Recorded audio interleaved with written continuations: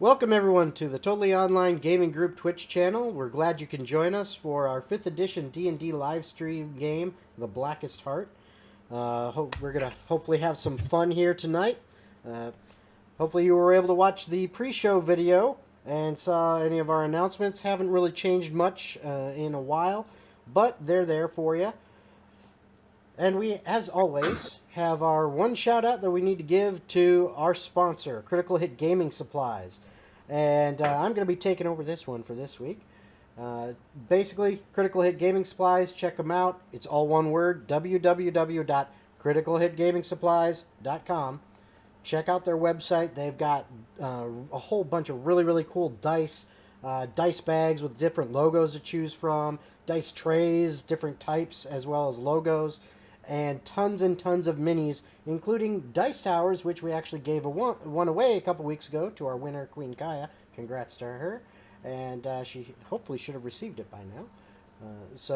But those things, they've got them. They're cool. Check them out. And if you do go to their site, make sure you use the discount code TOGG15, TOGG15, and get 15% off your purchase.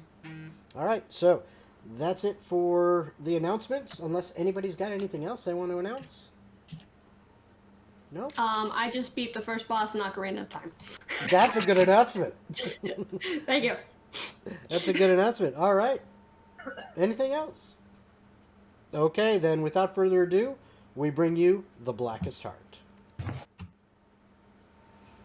Okay, and we are back. So, to remind everyone where we last left off, the party had gone to meet the Seekers, who had captured Diana, in an attempt to find them and either negotiate or negotiate with fists.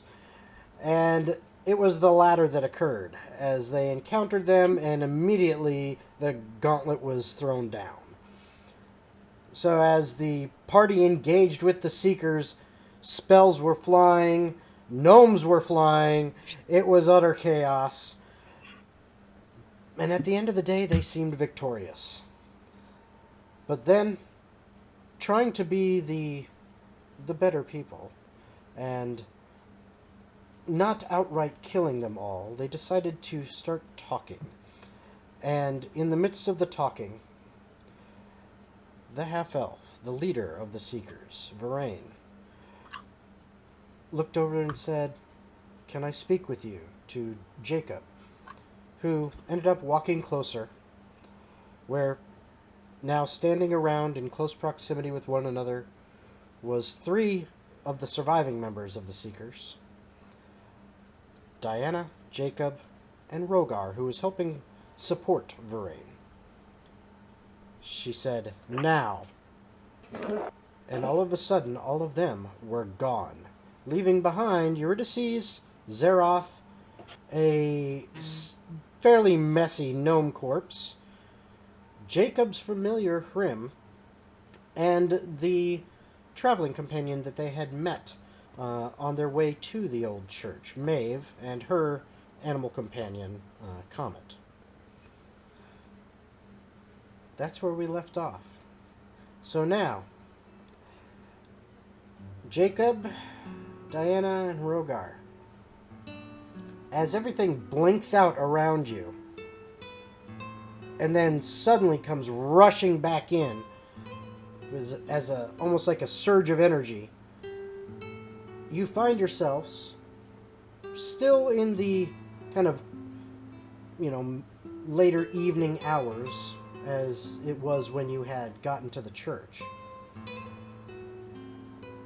But this time outside, in a clearing, with the terrain looking a lot different from how it had looked previously.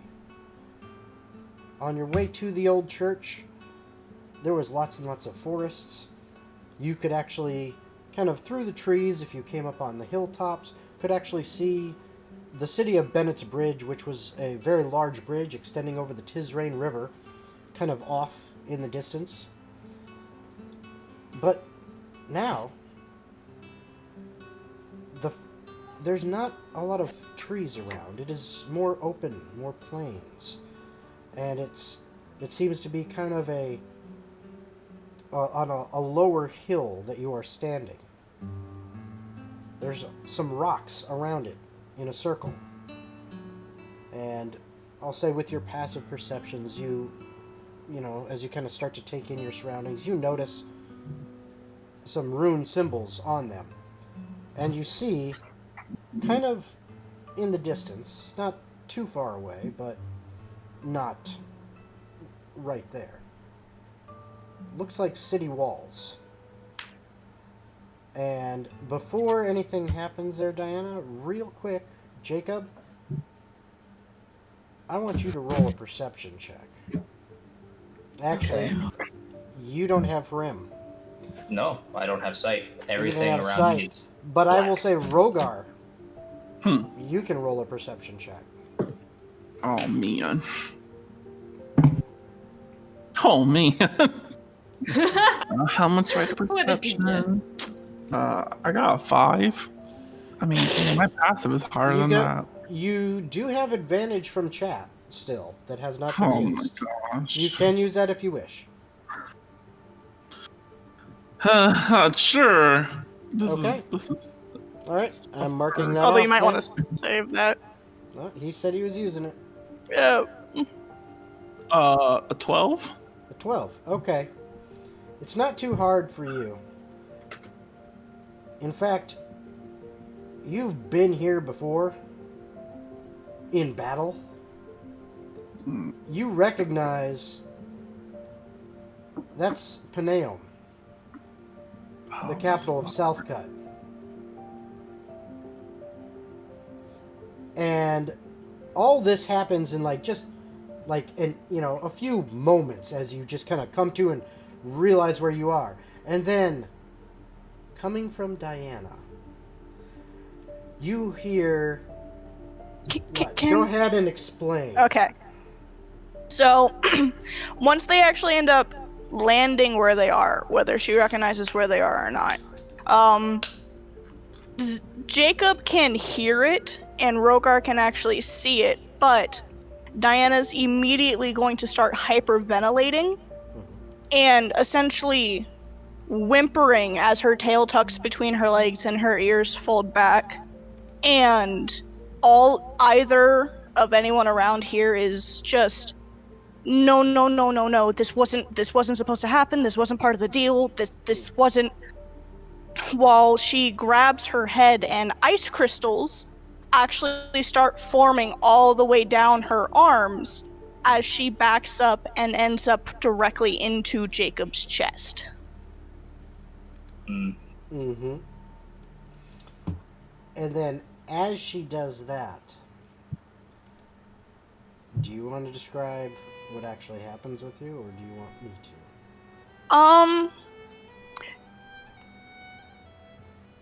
Do either of you want to say anything before? Jacob is. I'm in shock. Jacob Blind is just going to kind of say aloud, "Where are we?" Mm. And it's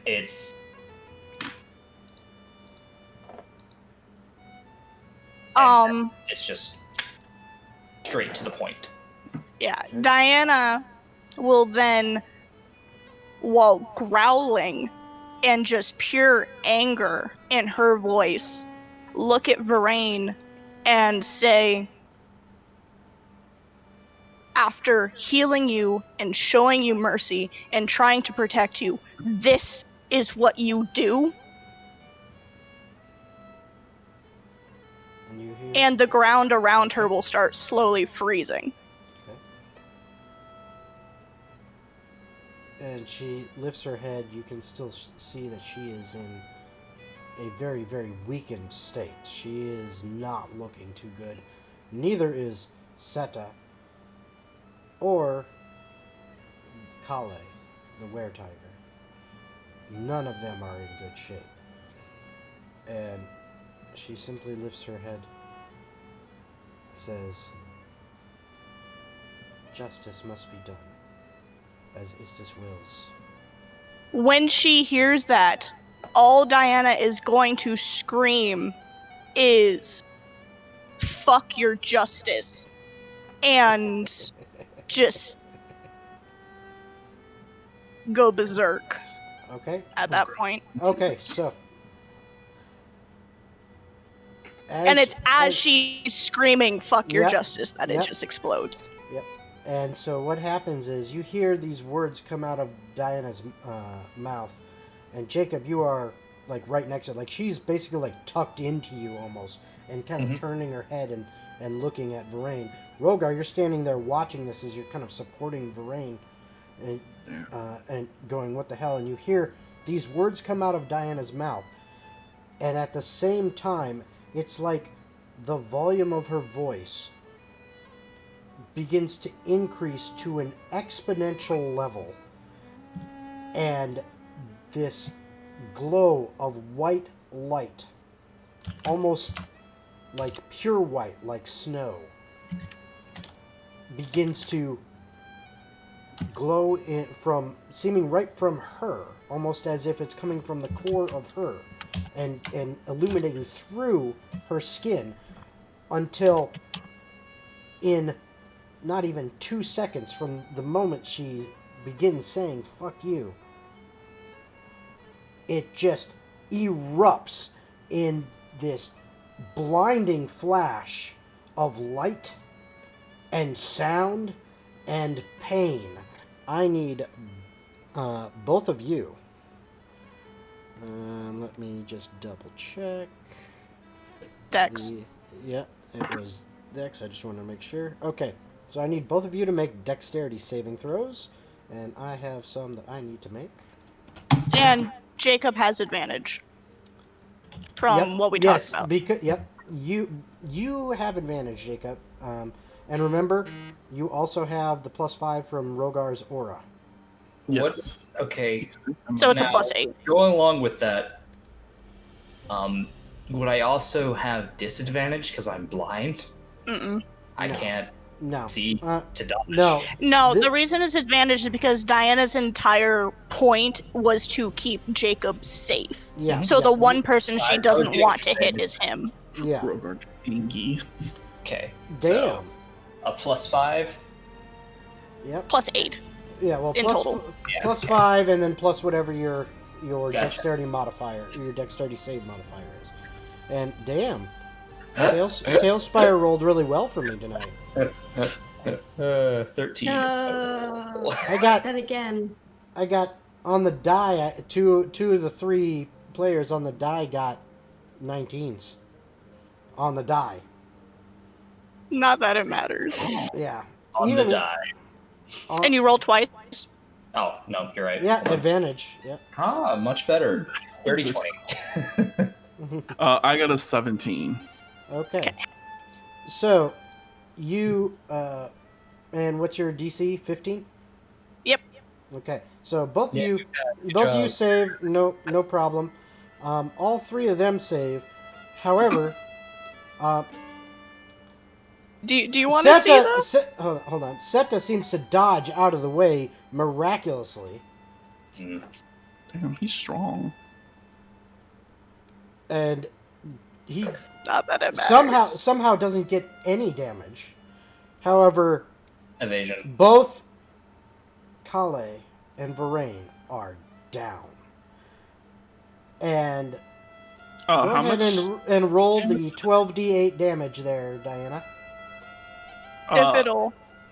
Okay, so He does have the same. so you guys will take half because you made the save 47. of 47, which is going to be 23. Yep. So you'll each take 23 damage. Me and Varain. Oh wait.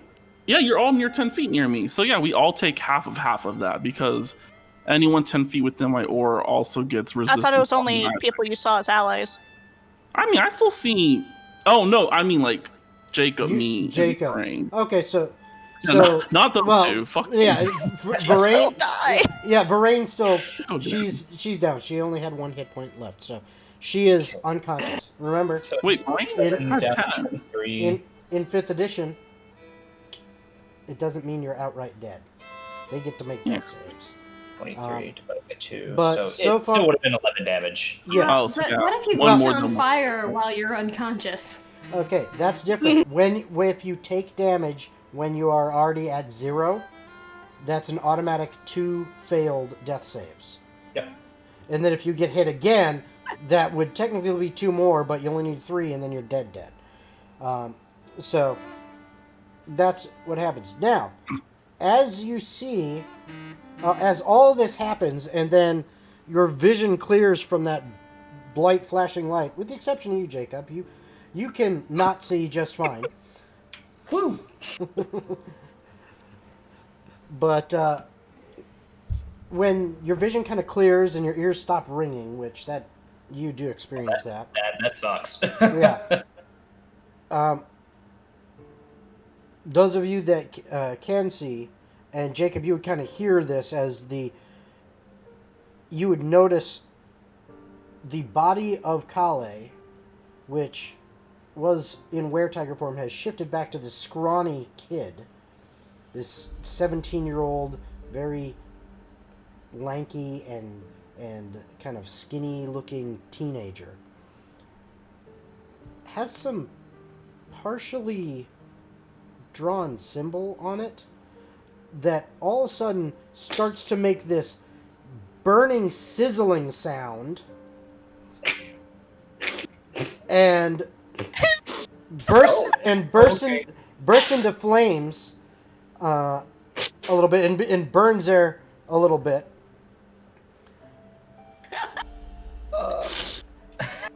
And pause. That makes me happy. And pause. Back at the old church. Zeroth, you and Eurydice have just seen the other members of the party disappear.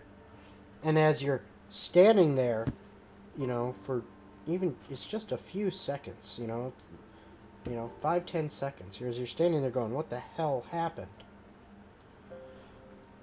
Eurydice, all of a sudden, let me see. Oh, do I take that damage? Oh, man. Okay, so... Oh, man. So, I'll be nice and I'll allow you to roll it. Roll 2d10 and let me know what you get. Oh boy. Gets 20. Prim Got is 10. just squawking. 10. Alright, so you feel your arm begin to burn.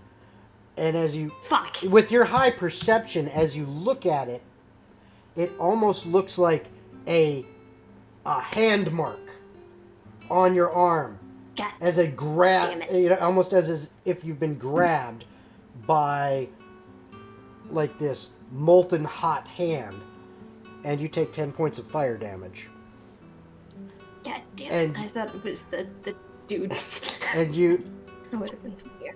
you hear in your mind, and Dana, warning because you don't like this voice.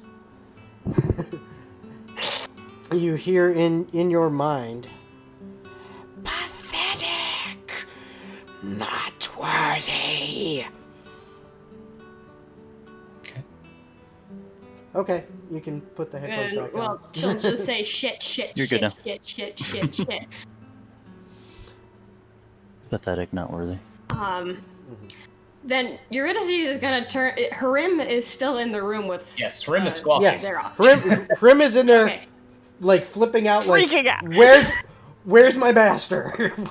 Where's my master? Where's my friend? boy? Not the master. You should Oh. know this. Oh, sorry. Where is Sorry. my boy? Yes. Where's my Where's green my boy?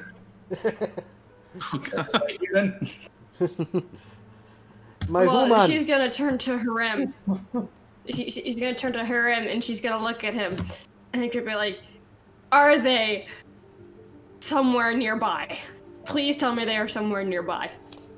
You watch Prim kind of Give me some sort of signal. squint, and tries to see if the connection is near and just opens his eyes and just. Yeah. Fuck. Mm. Okay. New plan. Eurydice is going to go over to the dead body of the gnome. Okay. And she's going to basically coat her hand in its blood. Okay. And just start drawing a symbol in the middle of the room. Okay.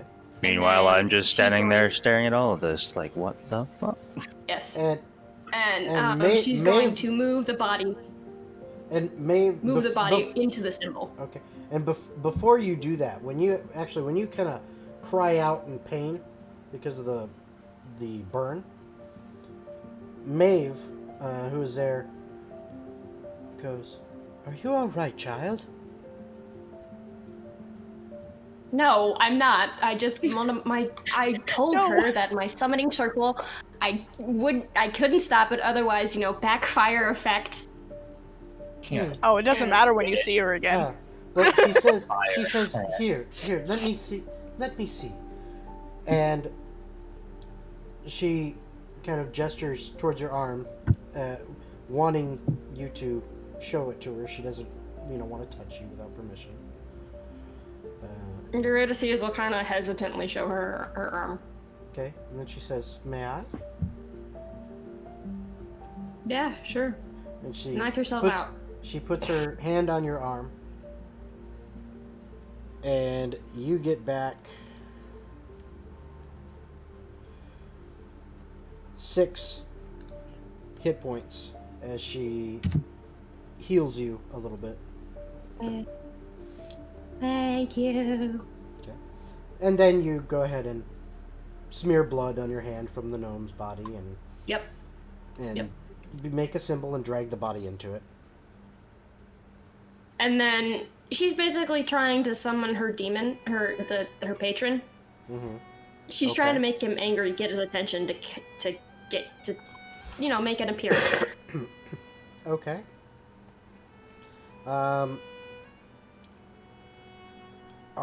How are you doing this specifically? Are you doing the normal ritual that you do for your the sacrifices? normal ritual, but with the gnome as the sacrifice. And that's the only. I have to peel him from the wall. Yeah. And that's the only difference. Well, yeah, because it's a squished gnome, so it wouldn't be necessarily worth sacrificing to the demon of greed.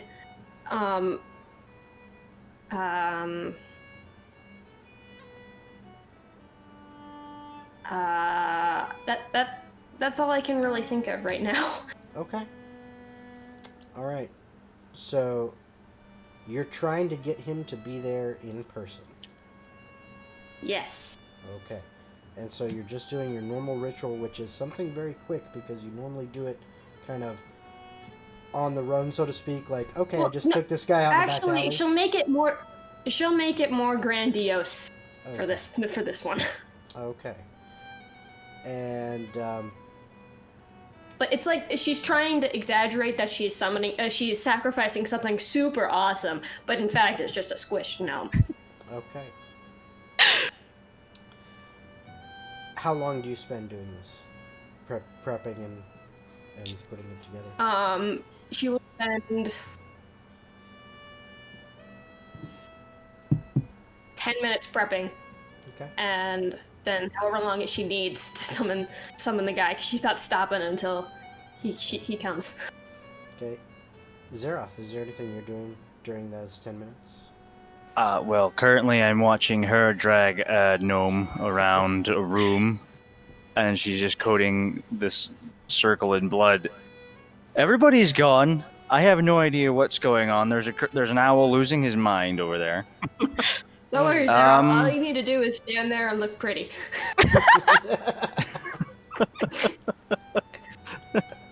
I have no idea what to do right now.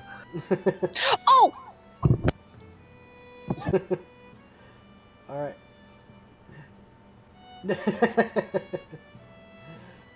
All right. Oh, can't hear you, Nick. She's talking to me. Oh, okay. All right. I guess I'll try to go outside and look around. Okay. So you go outside, kind of scouting around. And, Definitely don't want to be in a room where you're summoning a freaking demon. And Maeve actually goes with you. Not my kind of party. Yeah, and Maeve actually goes with you. She's I'm like, gonna want to be there. Oh yeah, I'm not sure of all this. So she and Comet trail with you, and you guys kind of head outside. Now the question is, how are you gonna get outside? Because They used a rope. so Yeah, I have my You're rope gonna still. climb back up the rope. Yep, I'm a good climber. And then Okay. Comet used spider climb. Yep.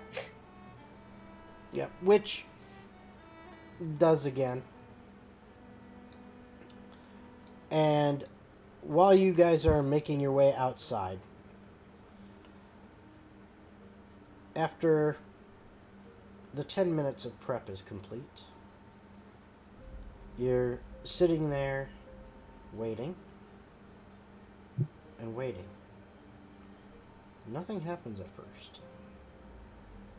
Then all of a sudden, all of the candles and braziers in this room go out as if someone, like as if someone large had licked their fingers and went to one of them, but all of them at the same time. It's just plunged in darkness completely. And not only is it dark, but this is so dark. You're going, wait a minute. I normally can see in the dark. I can't even see. What the hell's going on? Oh boy. Do I have to take these off again? I would recommend it. Yes. And you hear at first just kind of a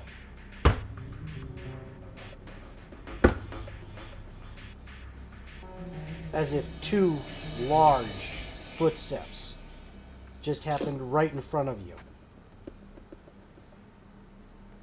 You can feel this presence looming over you. Eurydice is kneeling and like in submission, like she's like kneeling in front of like a king or something. Mm-hmm. She's like, this is and she's trying to at least pay some modicum of respect right now. No. Even though she summoned him with, a no. And as you hear his voice begin, you can actually feel this hot, sulfurous smelling breath hit you in the face as if he's mere inches away. And you hear, "You are proving yourself unworthy of the gifts I give you." I did this only to gain your attention. I meant no disrespect other than to get your attention. This wasn't even your kill. Kind of the And point, then- and it's also a switch gnome, so... And as you say that, and he finished his phrase, you also hear this kind of sickening Ooh, from where you know the gnome's body to be. Oh no. And you It's fun times. kind of sit there tense in this darkness where you can't see anything for a second or two before you hear and then splat. And you're smart enough to figure out, holy shit, he just threw that across the room. Again. Yes. Poor gnome. And you begin to feel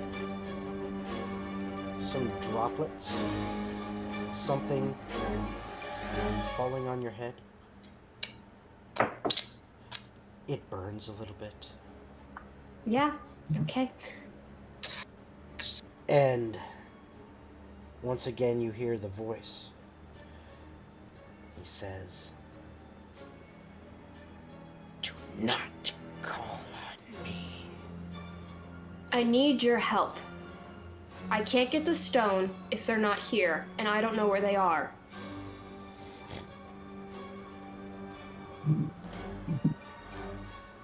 I need you to take me. Do not call on me for trivial things that are within Do you want the stone or your not? power.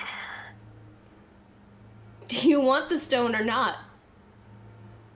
Because if I can't find them, I don't know where they are. If I wanted to exert my own energy to find such a thing, it would already be mine. Do not call on me for things that you can do yourselves. By the time I find them, they will be gone. I will give you one gift this time. And in your mind, you see almost like an overhead view of kind of a plains area under darkness of night with a city in the distance.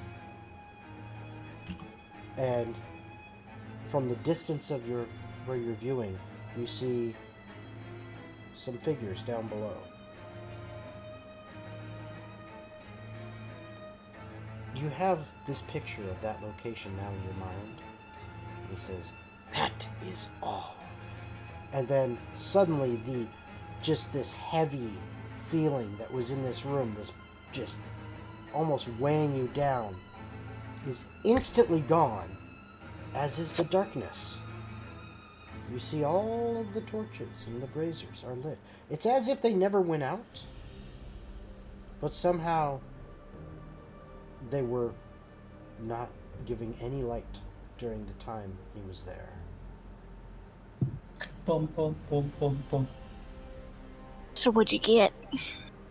I got an image of where you guys are. That's all. She got a scry. I relayed as much as I could. Sorry, that voice just It's all good. No, I you're know. good, can't do man. it. So, do I know where that location is? You have been to that city before. You've been in that area because you've traveled through the West some. And Okay. You know that. Oh, look, I'm pretty sure that Oh, hey, is that's- Paneom. That's the place I've been, and I probably have a wanted poster there. So time to go back. So she's gonna go out, get out of the church, climb up the rope, and go find Zeroth. Okay, Zeroth, you and Maeve had gotten up and wandered around the old church a little bit, kind of looking around, keeping an eye out. And one thing you did notice is near the side of the old church. In fact, give me a perception check, I'll say. Okay.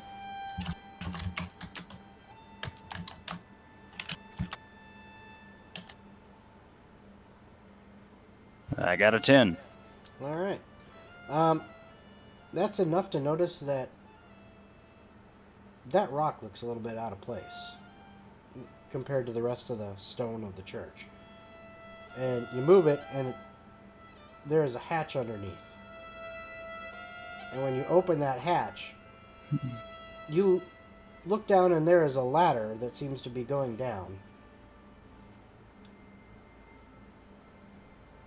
Okay. As you see that ladder, you see light coming from wherever that is underneath.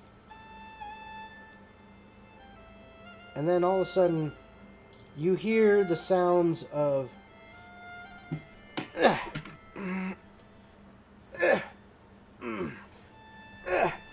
as it sounds kind of like someone with, small arms who's not used to this kind of thing, trying to climb the rope in gym class. Shut up. Poor Eurydice. Do you not know the trick to wrap the rope around your leg and just shimmy? She apparently does not. She's just doing hold the on. one arm at a time kind of thing. I'm trying to find the gif. of my choosing that represents everything that I'm going through right now. Do you need help up? Well, you call If down you that. just held onto the rope, I could probably pull her up. Yeah. Well, you call down. Please help. If you call down, you hear from the I'm next just room picturing over. the Princess Bride scene in my head. You hear from the next room over. The one that you guys didn't go look through. Because remember, you fell into that one chamber that had the big double doors and the spikes that Jacob fell on, and the two crossbow traps. And then there was like an archway into another room. You hear from over in that other room, "You need some help?" coming from Zeroth's voice. Well, Eurydice isn't gonna just try and carefully slide down the rope so she doesn't die. Okay, yeah. Why are you sliding down the rope? I could just come down and pull the rope with you she's just gonna go there. to the other room where you found the hatch because that's Yeah. Okay. because When- there's a ladder there. When you walk Oh. over, Because I saw the map. when you I'm walk not over entering there, entry. you see a ladder going up, and as you look up, you see Zeroth's face kind of looking down over the hatch.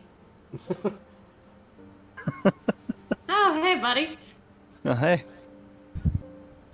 And then It's a she's lot just easier gonna coming climb up the that way. ladder. Okay. The matter or the ladder? Ladder. Hey, the ladder is made of The- matter. It is I mean, made sure. of matter. It's the matter ladder. It's the ladder that matters. It's the I the did lad. just play this it's- shoots and ladder Is it game. the lad? Is it the lad matter or the had matter? Oh, Mad ladder. Mad ladder. Oh boy. Okay, yeah, we're going off the rails. Suddenly turns into a mimic and eats you. Where is Oh, the gift that I I, have- want? I have some of those in Tailspire. Okay. Oh god. So now you guys, you get back up there, and you guys are back up at the top near the church. While all that was going on, I mean, that you did your ritual. Zeroth, you and Maeve were kind of looking around. While you were looking around outside, is there anything you wanted to talk to her about, or anything like that? Do you have any idea what happened down there? Just. You mean during the fight, or just now? Just they left. Honestly, I have not seen such magic before. I do not know what it was. But, Well, then I guess that helps. Not much. But I will say one thing. I did notice it was quite odd. How so? Not well. None of Because that whole thing to me is odd. yes, but none of your adversaries seem to be attacking you full force. It's like they were using tactics to subdue and to stop as opposed to kill. Well, that was the gnome's mistake. Yes, it was. Good. Yeah. Yes, I was. That was a really good answer. So, I don't really have much else to talk about then. okay. Oh, you could ask if she might know a way to teleport you guys to where we are. Given she's best friends with a fucking dragon. I'm just saying. I'm trying to imagine Zero saying that. You make us go away. Yeah, I don't understand any of this crap. Can you make us poof? Can you make us You poop? mean like they did? Yes. Well, I couldn't find a gift, but I found the Not- next best thing. not in the same way. Oh, nice. I love John Mulaney. Not he's in the great. same way, but in a manner of speaking, yes. Okay. I would need to know where. Well, that has eluded me as well. I have no idea. Okay. And then Eurydice comes up and she's just like, I know where they are. Well, this is where you do finally, you find the hatch and everything. You haven't heard their conversation, so you don't know what they're talking Yeah, about. no, yeah. But Tell me that I know where. I know where they are. Yeah, just out of the blue, from way off in the church here. I know where they are.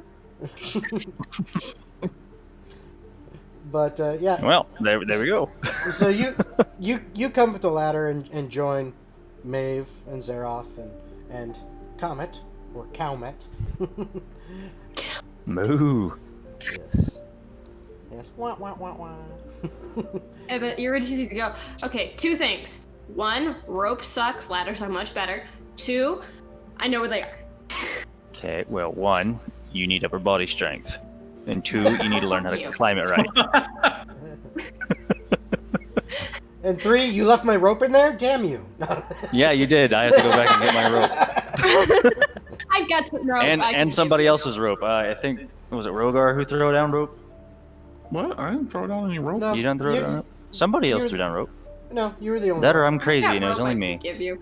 It was only you. Okay, I'm crazy. Psh, me. But anyway, traitor. they're near the capital of Southcut. I have no idea where that is. Far away from us right now. Gotcha. Interesting. Yes. Yes, I think I know a place I can use that is close by there. Could get us there. Yes, as your friend here, Zeroth, was just... We were talking about that just a moment ago, Yeah. before we found this hatch.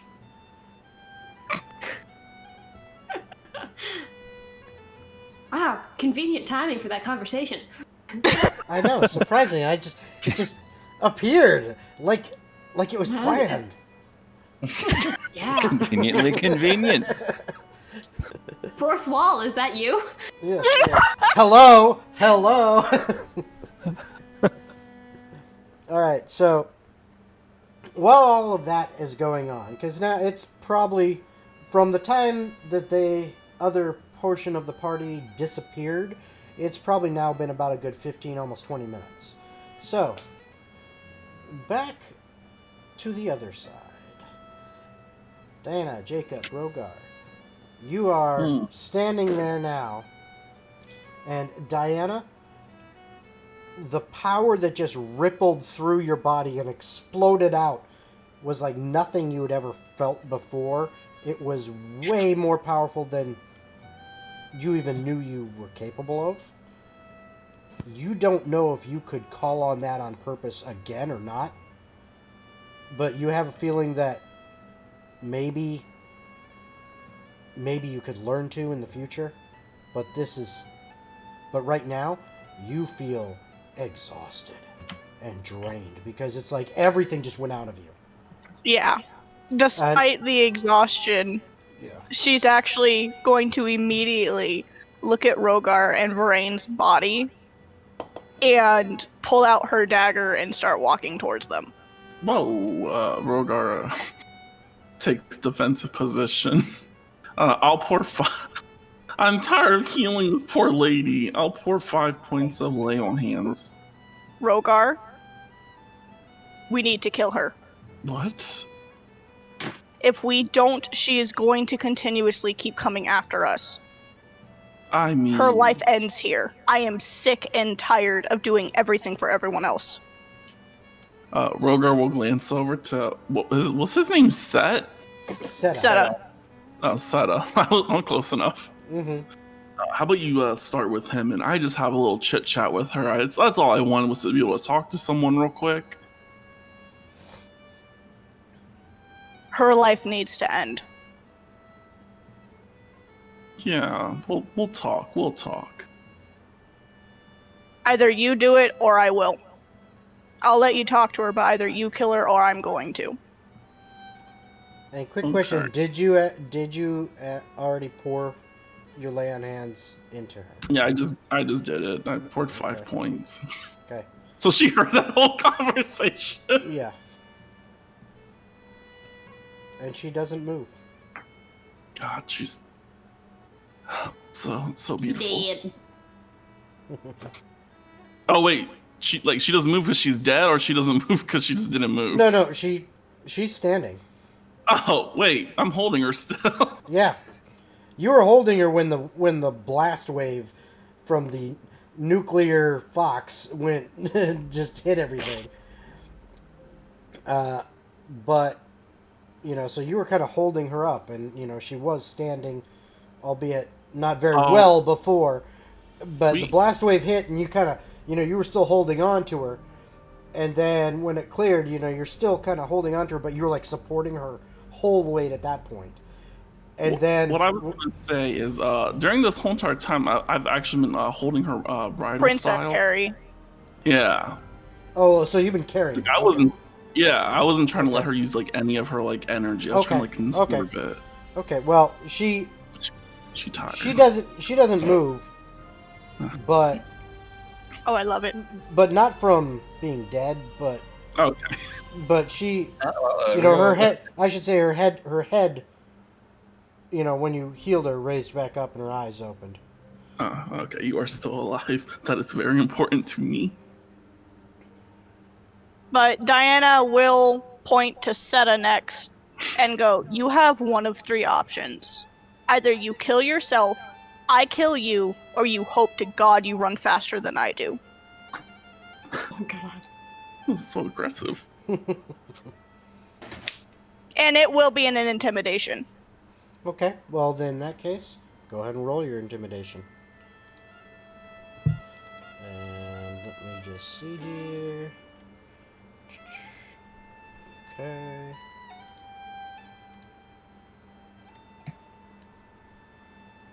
And I got a 23.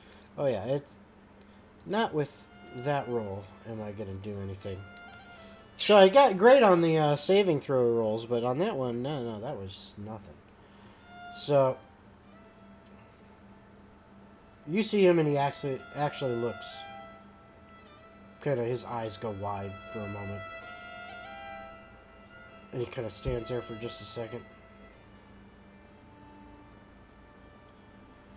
And then he turns around and books it.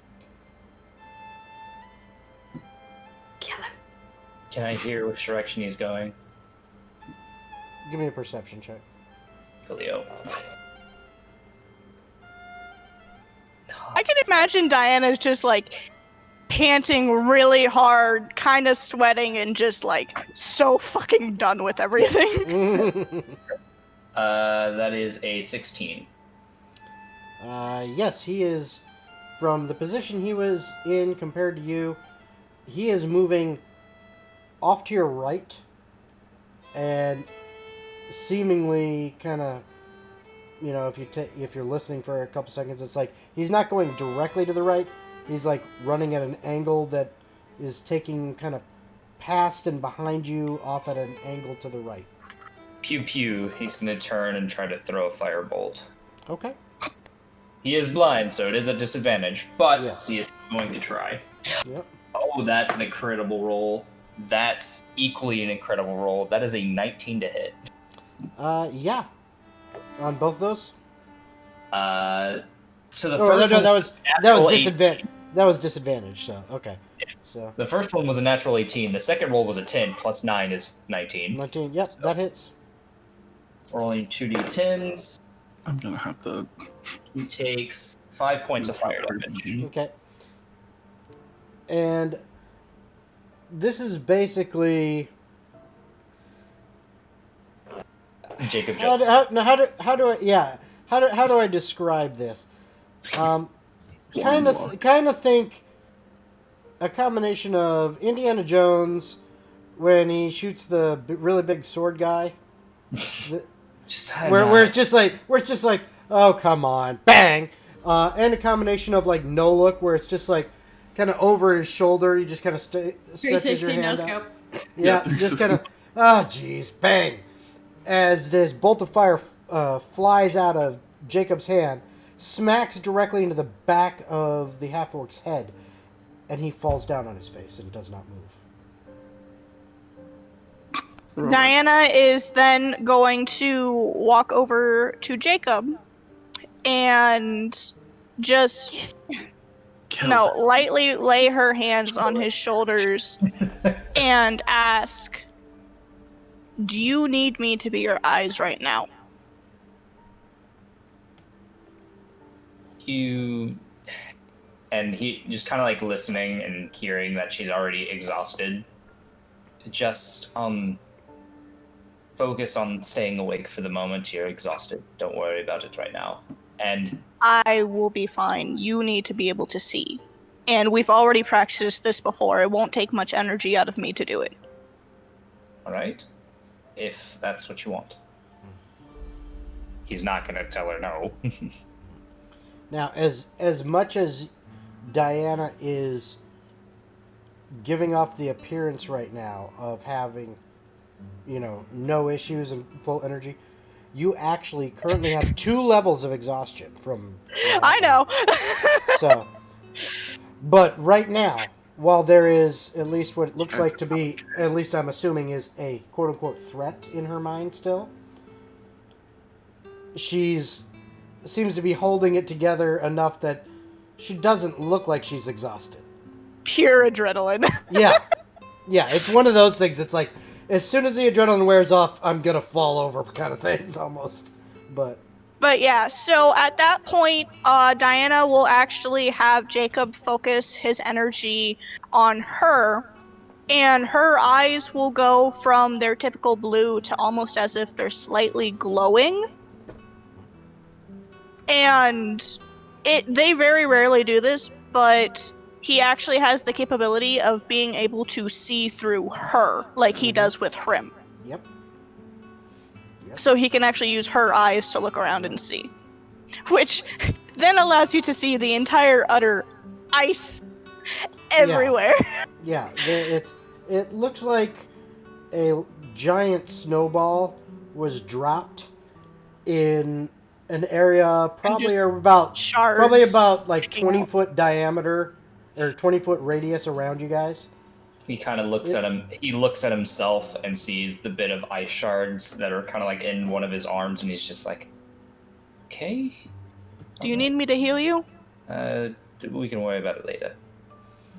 And he turns and looks towards the direction of where Rogar is holding. God damn! Y'all just leave it alone. No, Rogar goes behind tree. They're in a clearing. Rogar builds. Jacob will just kind of Builds a again ask tree. the same question, stern and unchanged. Where are we? Before I move slightly away from the party so I can have some privacy, I'll quickly just shout, we're in the capital city of the South Cut. Don't stress it. Oh Yeah, boy. and you kind of, boy. Rogar, you even kind of gesture. Now that you can see Jacob, Oh, as Rogar kind of gestures over there, you notice through Diana's eyes that, oh shit, that's Paneom. You know that city very well. Jacob drops to the ground. Oh god. And he's not passed out or anything. He's just kind of more on his knees kind of thing.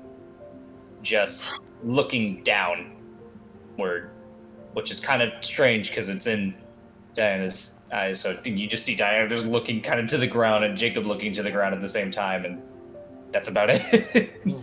Now that She will grab onto his shoulder, and because at this rate she can feel everything that he does because of what they're doing. Yep. And she's just gonna look at him and go, I get it. We'll figure it out. First we have to deal with her. Once we deal with her, we can leave and go to find the others. 2 seconds later, hey guys! Yeah. Hey, it's me. I'm here. The good thing is you are on the outside of the walls, which means you're not in the city right now. There is no response from Jacob. Hmm. You're gonna want to make it quick, Rogar. I mean, while y'all are having your little emotional breakdowns, I'll have time. I mean, fair enough. Yeah. I'll be like, they'll be okay. Don't worry about them. No, she won't. Mhm. So, So yeah, Rogar, I'll step off to the side Mhm. while holding Rain, and I'll just kind of like lock eyes with her and be like, what's going on here? What do you mean? I have no clue. I mean, why did you? I mean, I guess because I was holding you, brought me with you. I mean, I'm sure you're glad you brought me with you since You you're know you don't have your laptop with you. Your mic's still on. Oh, my bad. This heartfelt moment. You don't have to bring it. So Crazy commoner out there. again, you were saying. Oh shit! What did I say? Oh, Oh, you're Did you saying change that? you probably didn't mean to bring me along, but I bet you're glad. Oh, yeah. No. Okay. And yeah, she you says, bet you're glad. You were caught up in it because you were near.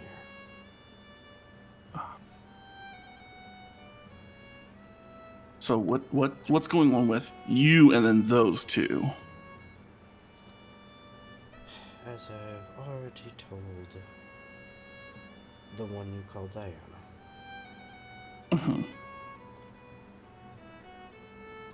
She and Jacob have committed a crime. They have stolen 2 things, and she is still very kind of in and out of it, even though you healed her up a little bit. I mean, she's still been through the ringer here. Girl, I don't have time She's for that. down twice. Yeah, and she's like,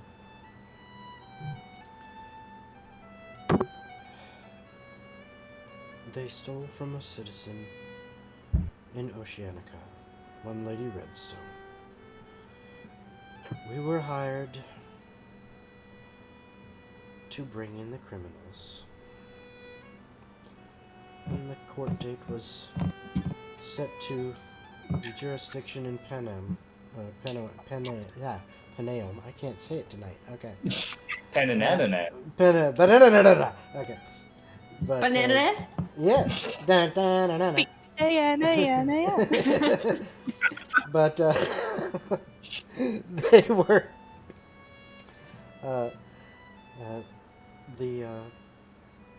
the trial was set to the jurisdiction of Paneom due to the Lady Redstone having to be here for some business and requesting it as such, which, to be honest, favors your friends, as it is not the jurisdiction in which they actually committed the crime. That is very And true. therefore, potentially less biased. Yes, but I mean, you know the South Cut, and let's be real, they're not the most. I feel like Law-abiding. people don't always make it to jail easily. Let's say that. Both South Cut and North Cut have no qualms with Arcspire. It is only with each other. That is true. You do have a point there. They aren't. Well, One problem. Jacob's well, Jacob's a war criminal. Well, Eurydice is probably a wanted criminal. yeah, well. And it's not like Um, Rogar has never committed any crimes. not in the South Cut. All I've done is went to war. Well, you went to war Yeah. here, and Yeah, you're from I the was other like side. 18. Yeah. Hmm. I've aged pretty well. But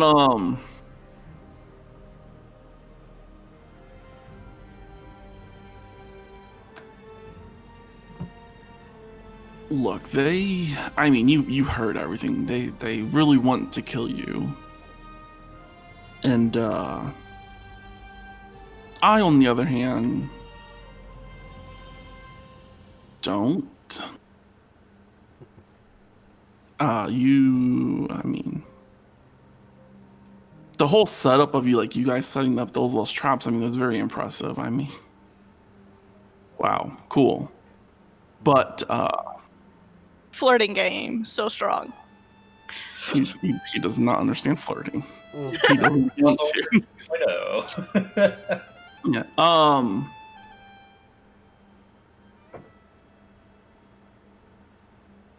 Where are you originally from, by the way? Me? Now you're gonna make me bust out the map again. Oh, Yeah. you go have fun with that. Yeah. I see how it is. Hold on. Alright, hold on. I gotta bust out the map so I can remember the name of the dang city. Alright, and come on, zoom in, please. I guess I mean more like what country is she from? Where does she hail from? I'm gonna still have to bust out the map. So just... Damn, that was helpful. No, she's actually from the kingdom of Kerith, which... Your screen is. Give me a history check. Oh, fuck me. Oh! History's intelligence based? Mm-hmm. I think so. Yeah, so Or, an sorry, 18. no, she's not from Kerith. That was someone else I was thinking. She is actually from the kingdom of Esterel, which Yeah. you have heard that name before. Yeah, I was like, I got an 18. Yeah, Pretty you've definitely heard of that name before. It is one of the elven kingdoms. It's actually the largest elven kingdom and the most modernized. It is. They have more trade with other races and other cities and cultures than the other two elven kingdoms. And thus have lots of different kinds of, things in there. There's some gnomish tinkering, so there's some of that they've got in their cities. It's kind of a melting pot, primarily elven, but it's actually very, very much modern in comparison to the other elven kingdoms, which are more traditional, wilderness, nature based, and prefer to keep themselves that way. So that's what you know of Estrel. It's the largest elven kingdom. It's the only one with actually any harbors like on the ocean. Ocean cities. So. Best guys. Well, super cool. I lost my train of thought. Damn, I have to go back to normal meme mode. I see that you are very devout to your goddess. Yes. Here it is. It is as the fates will. Fate, you say.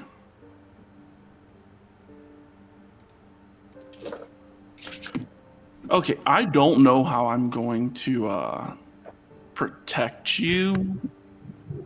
I mean, I only have so much magic left in me. Used to be a lot easier to heal people before I fully converted. All day. It is not a problem. It is though. She her hand reaches into one of the pouches on her hip, and she actually fishes out. Looks like a small little tube maybe about 6-8 inches long or so, made of leather, and has like a cap on one end. And she pops it open, and she pulls out some parchment. She unfurls it.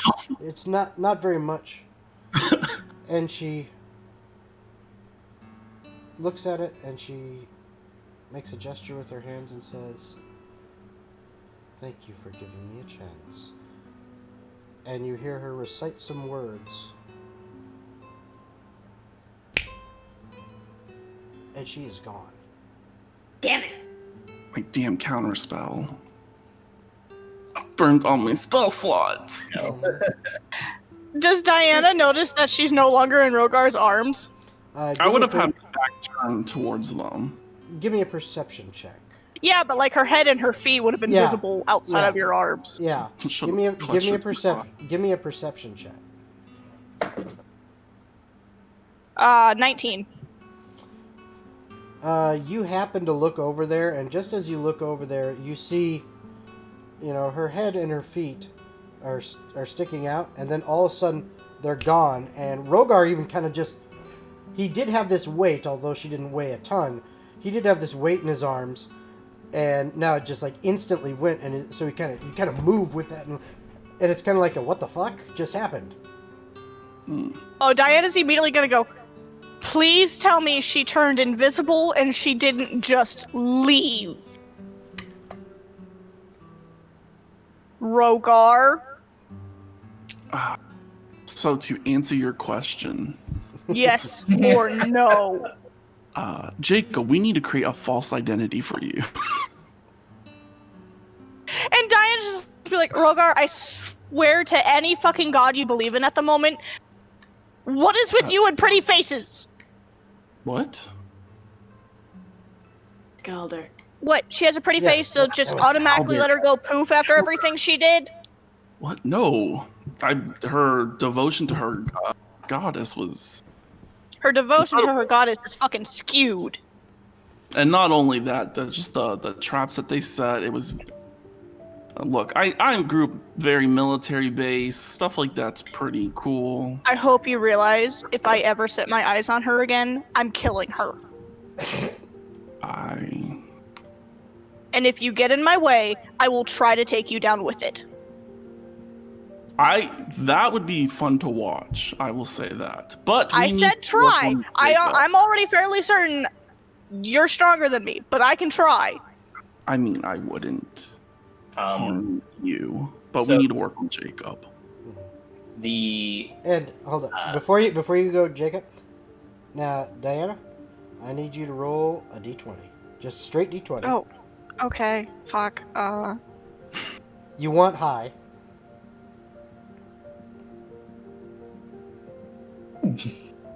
I got a 19. Okay. You're still running on adrenaline right now. Okay. Are we waiting to see until she finally collapses? Yep. And the longer you go, the harder collapse it's gonna be. Cool. Just like So- mid-run and just hits the ground. So, Okay, Jacob. you see, you kind of feel the force of the arcane connection severed. And those who are around Prim, who is currently chilling on Eurydice's shoulder, you watch a puff of feathers appear and just Prim is not there anymore. And Eurydice's just like, no, not thou. Diana is immediately going to drop down to in front of Jacob. So, when you say the arcane connection severs, is he still looking through her eyes, or did he like drop all of it? Nothing is there. Okay. So she's immediately going to sit down in front of him and kind of shake him a little bit. It's like, Jacob, I need you to focus.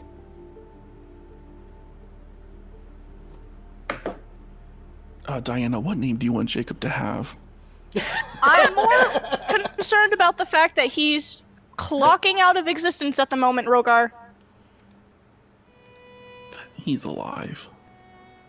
He's disassociating. Meaning he's essentially a walking husk and useless at the moment. I mean, that works a little bit better for the whole fake identity thing. Sam. Rogar! For just 5 minutes. 5 minutes, pretend you understand that the emotional disconnect is something important at the moment. Just 5 minutes, please. Okay, let's help Jacob. Thank you. And Okay, thank roll you for another stating D20. you wouldn't want to hurt me. Oh, yeah, no problem. Because, Alright, to be fair, I've had my moments. And roll another d20. Oh, fuck. Because that was kind You of an two just need emotion. to take a nap. Yeah, because that was kind of an emotional, thing. I got with a trying to 20! protect- Nice. Okay, you're still going. But that was kind of an emotional thing. You're still worried about Jacob. You're trying to convince Rogar, and then you realize now, okay, he's gonna help. That's resolved. So that's one more weight off your shoulders that you don't have to burden. Don't have to carry. So, okay. But yeah, no, I rolled it, and right as Nick looked at my phone, a 20 popped up. Jacob is going to.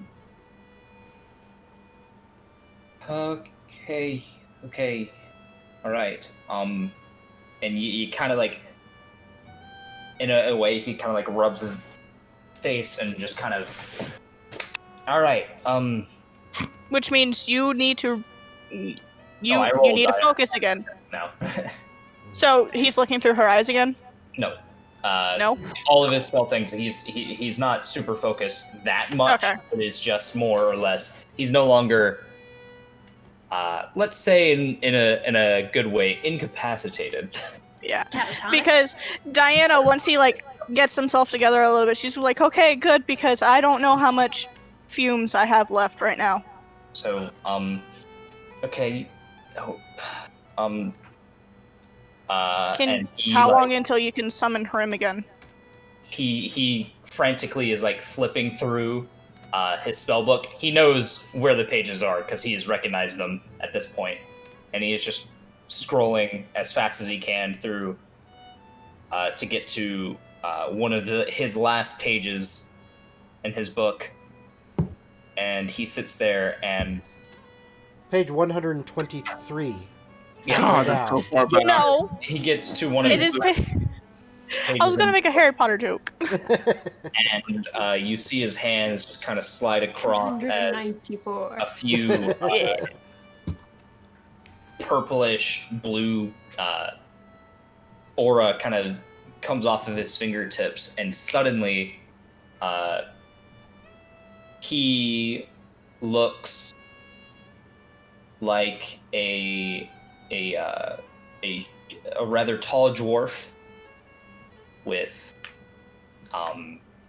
gray hair and faded on the top, old blacksmith worked dwarf. Diana looks human,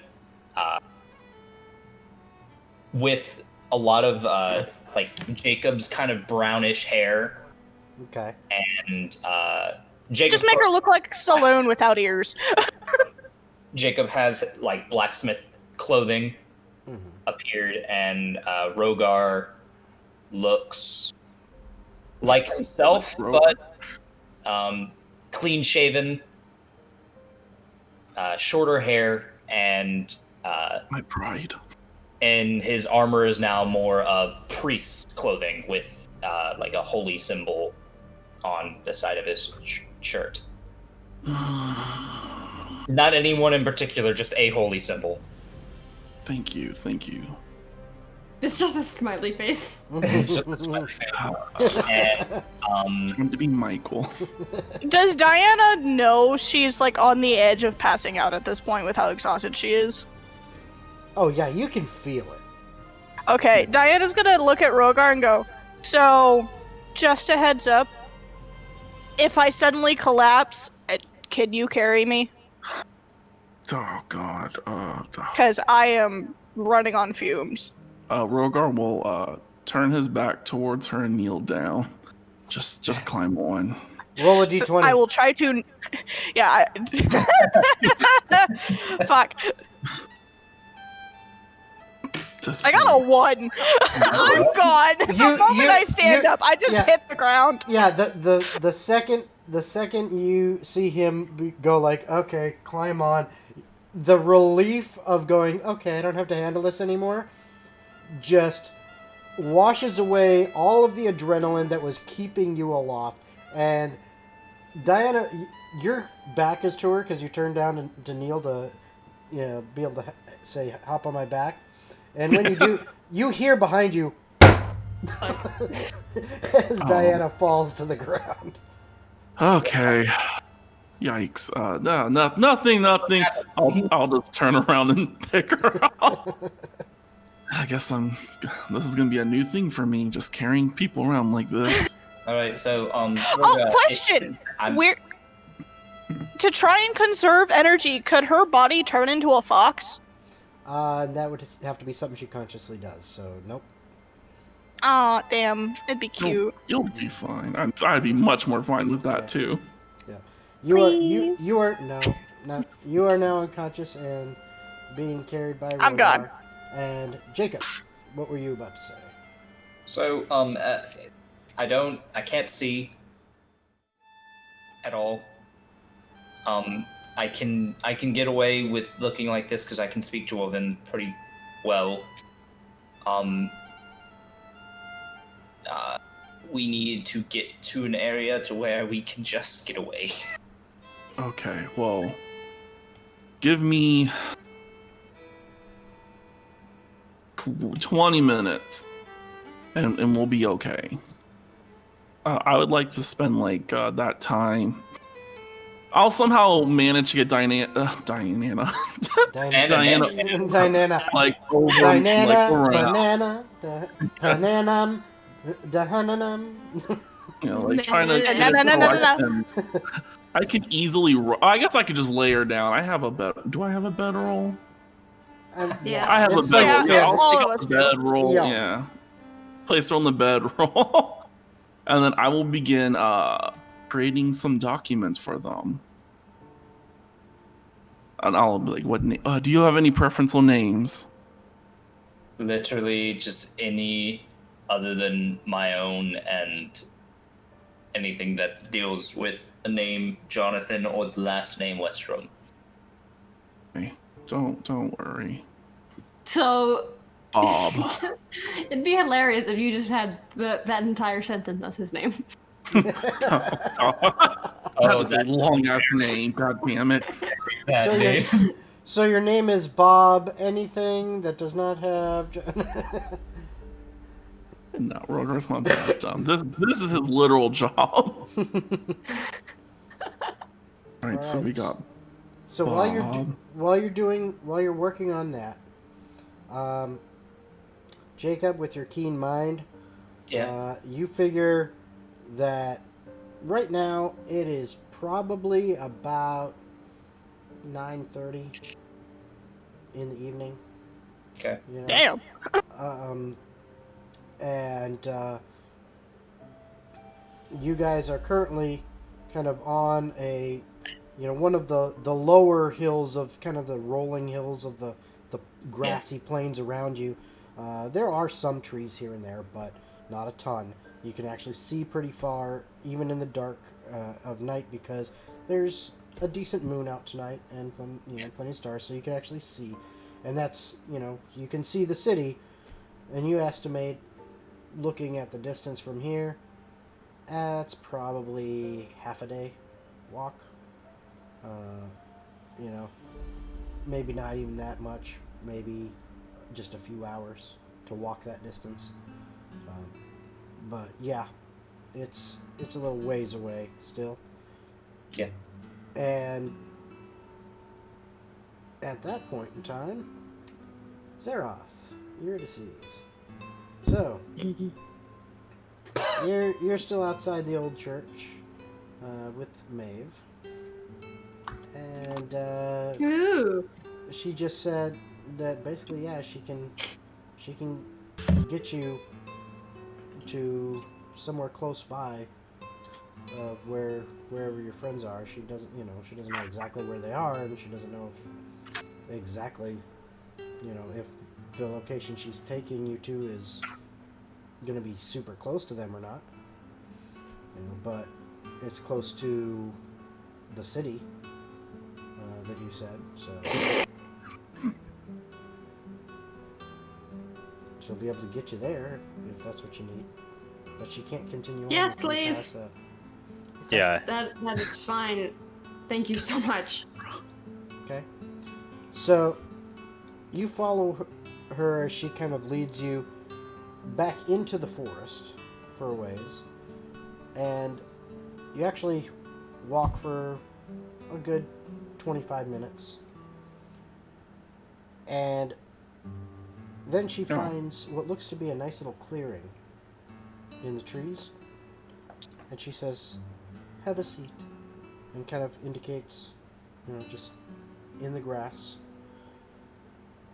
And she begins to pull some items out of this satchel that she's been carrying. One looks like a feather with some beads strung on it. Puts it at one place in the grass. Another looks to be like the jawbone of some kind of forest animal. You're not exactly sure. It's not super big, but maybe some kind of wolf or something like that. She puts that in another spot. And then she also goes and she takes what looks to be a weathered rock that has a couple symbols carved into it, and puts having troubles there. Okay. Yes, And- Kira. Yeah, and then puts that rock at another point, and when you look, it looks like it's at 3 points around where you're sitting in the grass. And then she takes a stick out and begins to draw around between them a circle that connects them. You've never seen anything like what she's doing before, as over the course of the next hour, she begins chanting and drawing and saying several things you're not sure what they are. They're mystical something, but it sounds, the language that's coming out of her mouth, Eurydice, you've actually heard a little bit of it before. Is it druidic? No. You heard it No. when you were in the Path's little ritual chamber. It sounds similar to that. But as she finishes, after about an hour, creating this weird circle, she comes in and stands in the center with you two, and she kind of gestures for you to both stand up, and she takes your hands and says, and you take each other's, and then you all three stand there, and then she says a few more words, and it's like you blink and the scene in front of you has instantly changed. It's just that blink of an eye. I'm standing here amongst all these trees, and blink, wait a minute, it's off-putting, because you feel completely dislocated from what you were seeing a split second ago to now. Why are we standing in this grassy plain? And you look around you, and the circle and the symbols that she had been drawing back where you were, it looks like, almost like they've been stamped into the ground around you here. And she... So, like the Rainbow Bridge from Thor. Yes. Yes. Some of the other party members There you have go. experienced this before. You have not. Neither you nor Zeroth have. No, Zeroth not liking any of this. Yep. And then she says, I can hold this open if for some reason you need to go back immediately. But I Alright. can only do so for an hour. Do we Okay. need to go back, we're not back- right away? I don't know. If we're not back in an hour, then just go without us. We'll find our own way back. Very well. I hope I have been of help. Yeah, thank you. And she You've been amazing.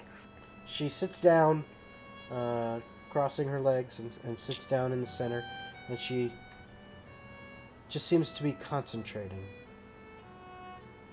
It's almost like she's almost like she's meditating, because it doesn't look like she's paying attention to her surroundings. Looks like she's focusing on something else. Eurydice Now is to go immediately find see the if you passed can out find- fox. She's gonna immediately see if you can find any evidence of where others might be. All right. I'd ask. Yes, Zeroth, go ahead. Can I also try to, what's the lay of the land right now? It's just grassy fields. You're kind of in some grassy fields, grassy plains kind of area. There are trees kind of scattered about. Some in larger clumps here and there. Others relatively solitary. It almost kind of looks like some of this could be like pasture land for cattle, Okay. things like that maybe go through. All right. But And it's pretty dark it's- outside right now. Oh yes, it is. It is later in the evening. It is dark out. Okay. Well, because I can't see in the dark, I don't know if I have a torch. Well, it's I wouldn't call it dark right now. It's considered low light, and that's Features because and traits. that's because the moon's out. So even though you don't have dark vision and you don't have low light vision, you can see just really not very well. Like normally you can see 60 feet. You can see like half that. Eurydice is gonna take her rope and she's gonna tie it around Zeroth's waist, and she's gonna be like, "There, now you can't get lost." And she's holding it like a leash. Well, I hope that when you start walking, I feel you tug. I will. I will let you know which direction I start walking. There you go.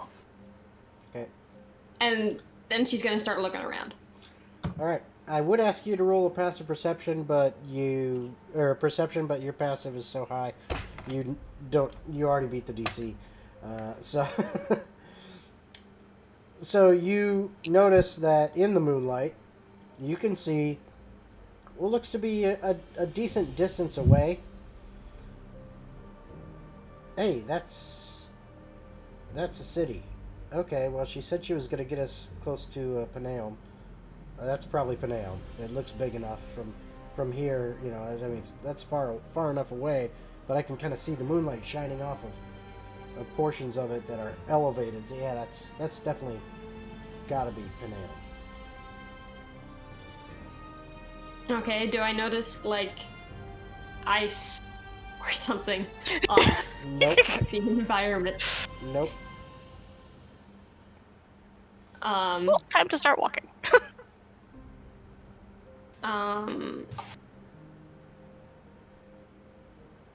From the vision that I got, were there any specific markers that I could look for with the terrain? It's kind of hard to tell because you were looking at kind of a weird, overhead angle. That's not something that you're used to since you're not a bird.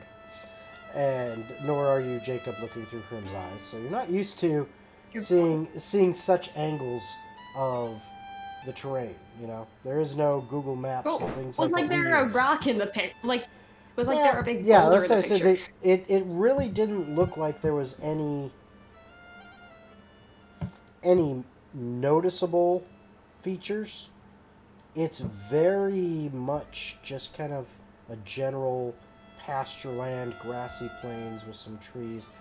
I mean, it looks so much different from the ground compared to what you would see that it would have to really stand out as something obvious, and there's not really anything that obvious. I mean, a few rocks here and there, but they're you know, you can't tell if what size that was. Eurydice is gonna choose a direction and use message just see if she can hit one of her Rogar.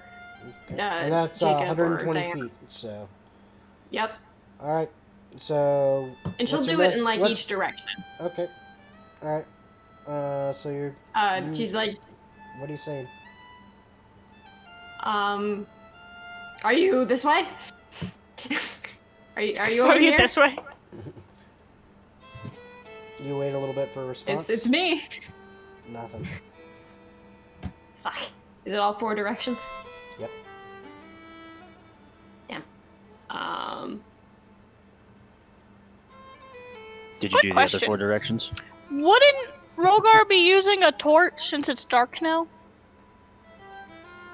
Well, he's got dark vision. Yeah, I have super Oh. dark vision. Yeah. Yeah. I He's got, got like big boy dark he's got vision. dork vision. He's really hooked up. Yeah. Damn, I can't have See stick. forever.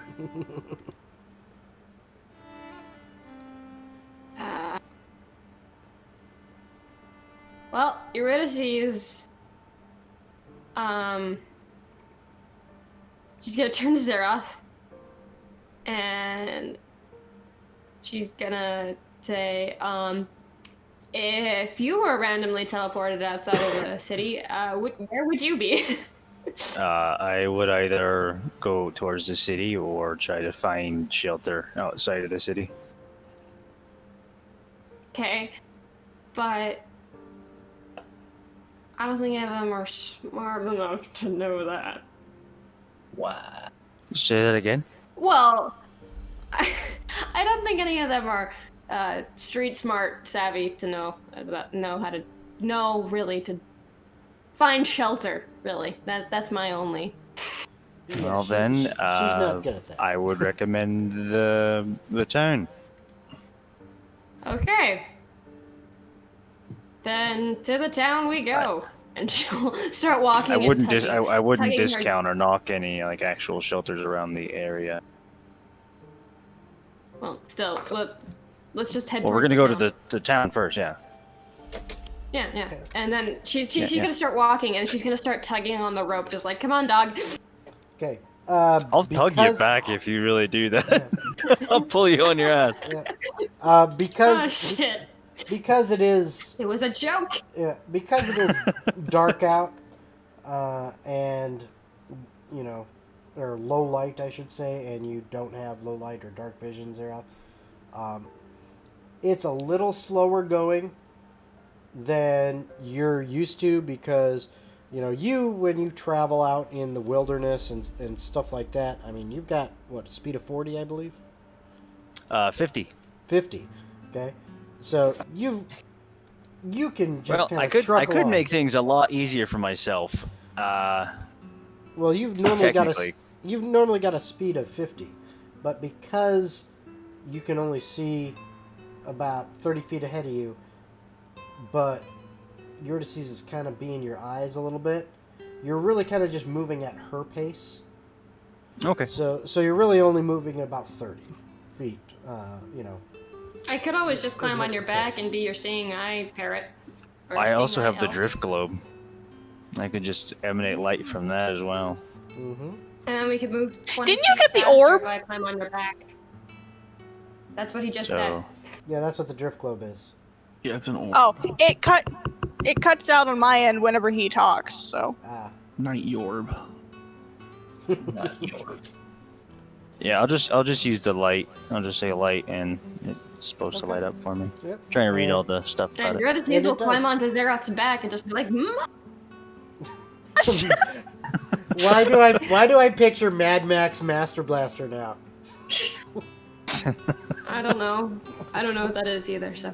Oh no! Oh no! Oh man, I'm the old one. I opened a can of worms. No, you're not. You're you're not the old one. Alrighty. So, Little mistake. I just put it in the thing. yes. Oh wow, that picture sucks. It's so small. it's Yeah, you because have of to- where you copied it. Oh yeah. Oh, I that's found exactly like what it 4. is. But okay, so you start wandering towards the city, making your way that way. And 20 feet faster. yeah, you can Or- you can move a little faster now. You can kind of move your full movement because you got some light, so you don't have to worry. And you're carrying Eurydice on your shoulders, so you don't have to worry about slowing down for her sake. And you don't have to worry about stepping in like a sudden hole drop or something in the ground and tripping and stuff like that because you've got some light now. Breaking your ankle. Yeah, snapping an ankle. That's no good. So you start walking in that direction. And you're going that way for about 30 minutes. 45 minutes. And, you're thinking, okay... All the while, Eurydice Yeah, go ahead. Eurydice is trying to keep an eye out for any signs of Diana, Rogar, or Jacob. That's gonna What's stink, nice is Jacob made Rogar look the same, just clean shaven. Yeah. And shorter hair. God, my pride. Alright, so... Excuse me. So, as you're continuing to move that way, you figure from where you're at, that, the city of Paneom, that's gotta be at least another hour from here. And we were a day and a half out?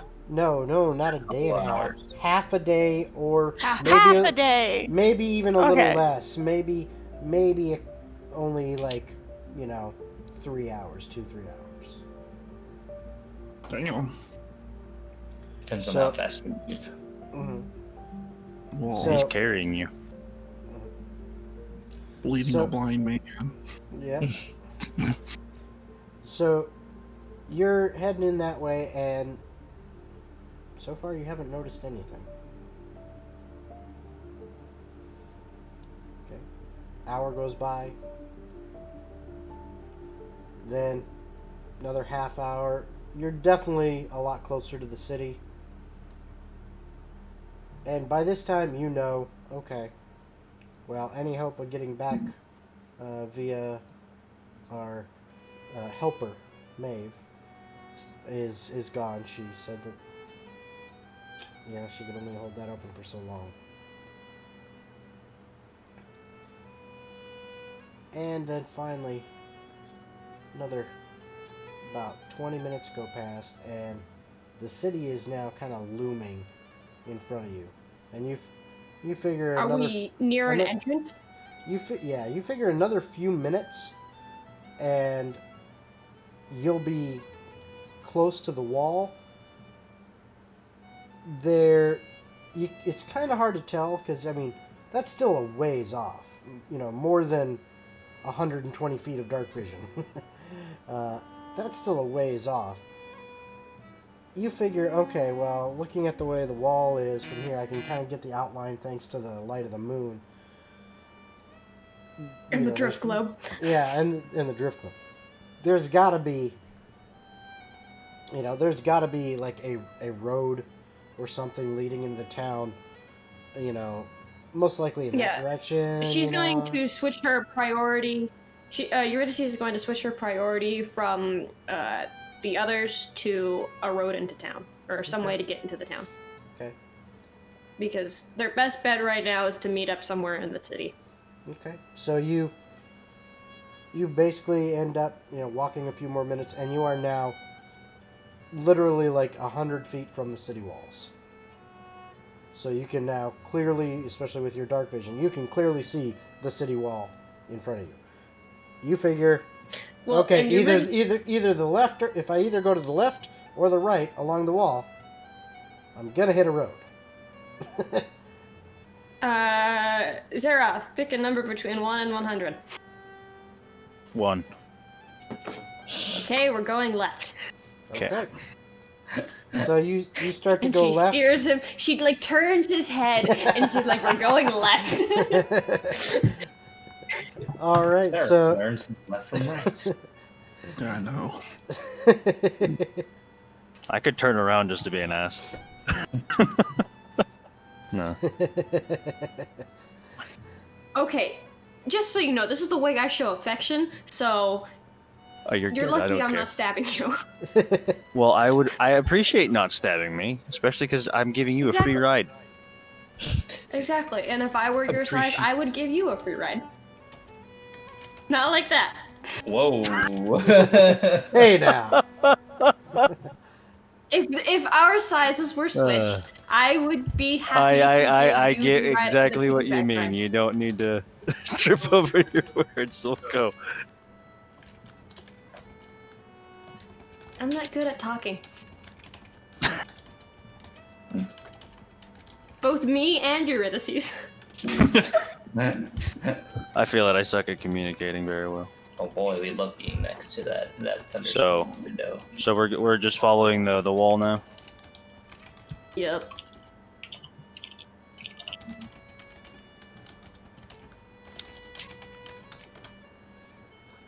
You're typing. Okay.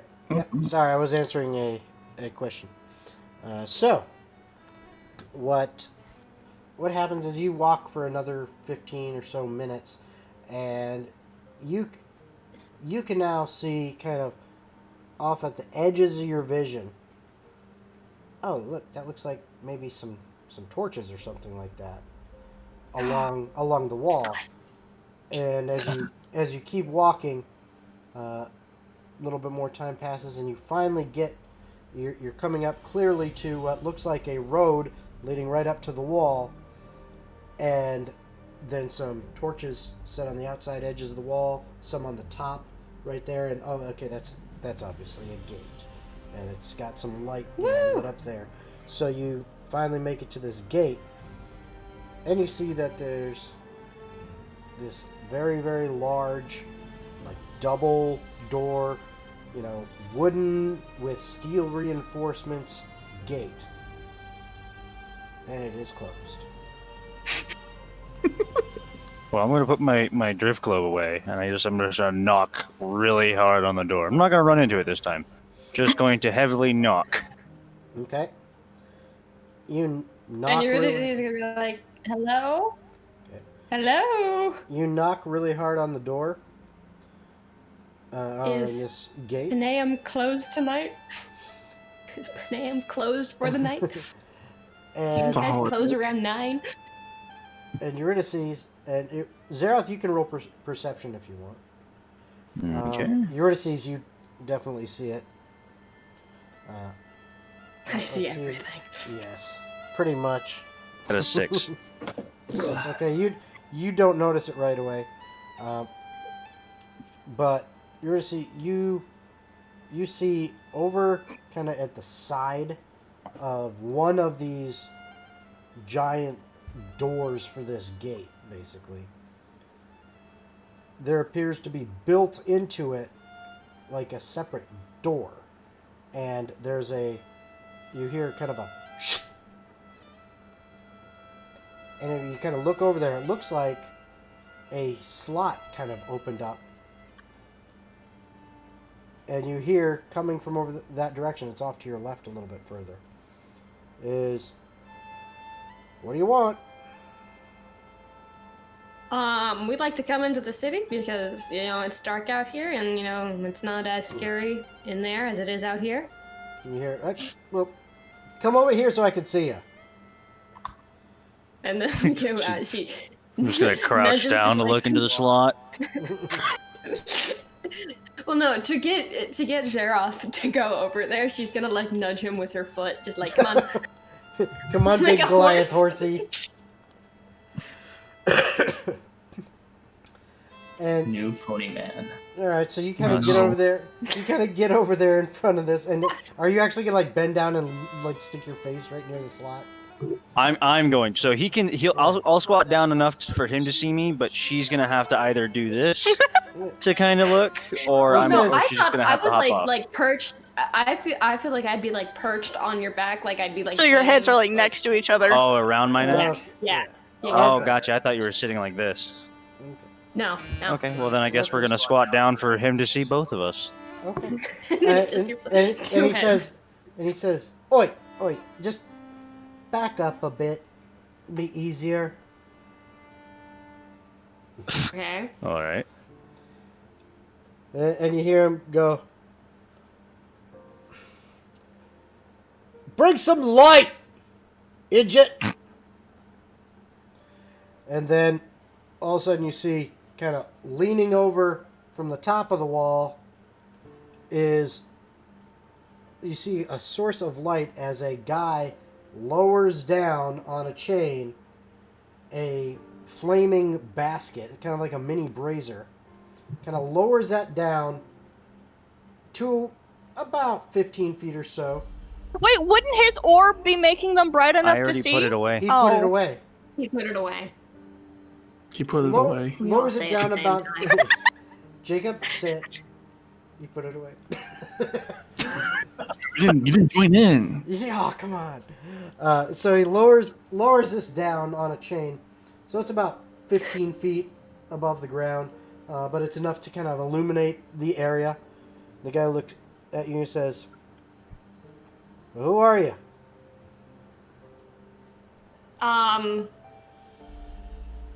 Eurydice sees things for half a second. She's like, my name is Aurelia, Okay. and this is my pal, Greg. Greg? Greg the Barbarian. The Goliath barbarian. The guy is just kind of looking through the slot and he's like, really? Yeah. We'll look down at him. The Greg? secret is, though, I don't like being called Greg. You try to intimidate him? Yeah, I'm intimidating. Okay. Oh my god. Roll your intimidation. There we go. You were having the same program Rogar has. A 12. A 12? Okay. Let's see how he fares against that. But it's so much funnier. Jason, have you read the rest of what I wrote for the dumbasses? Oh, yeah. Then you know why I'm Yeah. laughing. Yes. Yes, I do. I do. It's just perfect. Okay. And all will be revealed eventually. And he goes, Yes. really? Okay. What's your business? Get inside the city so we're not out here all night. And where you coming from? From over in that field.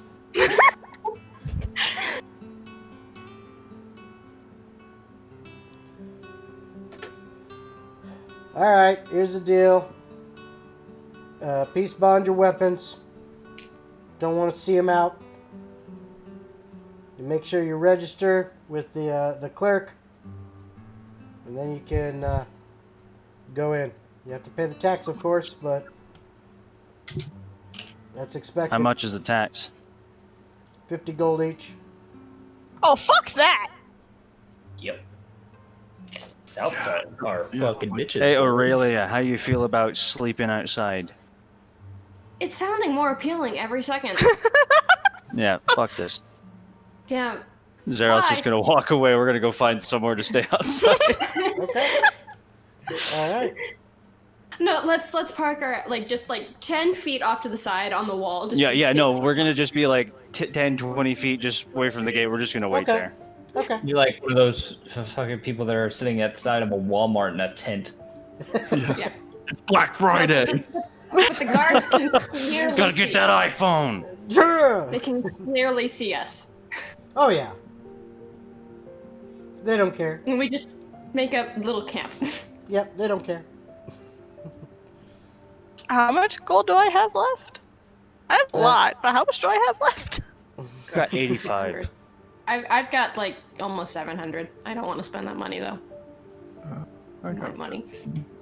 I love how I'm being I cheap have- because I have little money. You're being cheap and you have a lot of money. I have 1,000 gold, 1,000 silver, and 150 bronze, and 10 platinum. She has all of it. Because I Yeah, she's got all the money on her, basically. I'm being cheap because I sacrifice like 100% of the people I kill. All I of can their beg. shit goes to my demon daddy. And then I steal it from other people who I don't sacrifice to my demon daddy. Are you trying to make me feel bad? Because the way you're explaining it does not make me feel bad at all. Oh god, No, I'm where just is explaining my Nightmare? Oh no! I leave all No, my no. shit at the Left him in end. the inn No, eating no. owlbear meat. That owlbear meat is rancid. No, Nightmare would have been with you. Okay. Nightmare would have been with you. That would suck. I was He's, about to, like, I he's still there with you. love how the DM's like, nah, At least you're not if he's- abandoning the puppy. No, not happening. You will not abandon the dog. That's right. He has The that horse amazing is on- ability to just magically show up anywhere you Yeah, are. yeah, the horses on the That's other why hand, he's called those Nightmare. are definitely at the stables in the other city. R.I.P. horses. At least you know where they're at. It's like the horse in Ghost of Tsushima. It We just lost magically Bean and all of appears them again. Oh no, not Bean, not the Yeah. horses. Hey, at least We you know know where Oak they is are. gonna be pissed. I'm pissed. I think Oak would understand when it's explained we literally got teleported halfway across the country against our will. Well, Yeah, Oak would teleported understand, but halfway he'd across still the be continent. sad. Continent, thank you. world. Thing. All right, so you guys are kind of bend down for the night against the wall. Yep. All right. So, Okay. gee. So, traveling back in time because you guys took a couple hour journey there. Would this technically count as a long or a short rest for Diana? Given she's out cold. Well, it depends on how long before you wake up again. I imagine she's not waking up anytime soon. Okay.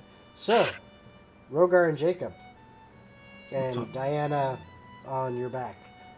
Where are you going? / what are you doing? Basically, for Zeroth and Eurydice, if you had a watch or a Jacob, Or Jacob. you would know that you're probably sitting at about 11 o'clock at night by the time you just kind of lay against the wall. You guys are right around 9:30, 9:45. Cool. Rogar can see Jacob pulling out a thing of charcoal, incense, herbs, and stuff, and he kind of like snaps his finger, and a golden brazier appears, and he starts putting everything in there. What? You heard me.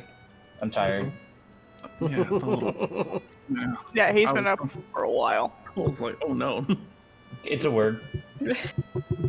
And he is going to kind of sit I know there. it's a word. I'm just worried about which word you said. He said brazier, Yeah. not Not Brazier. the other one. Thank you. Yeah. Okay. Yes. It's what it's supposed to be is the one of those words. The one that's on fire. True. And a little flame kind of sits there as he kind of does so, and it's going to be there for a good bit of time Okay. as he casts Wait, how many hit? fire and stuff to bring it me? to where he's at. And as he sits there, he's just kind of listening to Rogar writing documentation and all of that. Okay. So,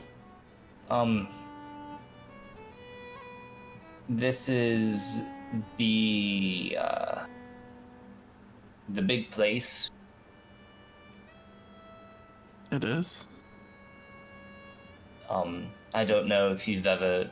I know we briefly mentioned or exchanged cut information, I guess is the best way to put it. Yeah. this was an area that I worked in a lot. And I'm not sure if I'm ready to be there, because if I worked here a lot, I can only assume that the person that I was under worked here a lot more. Well,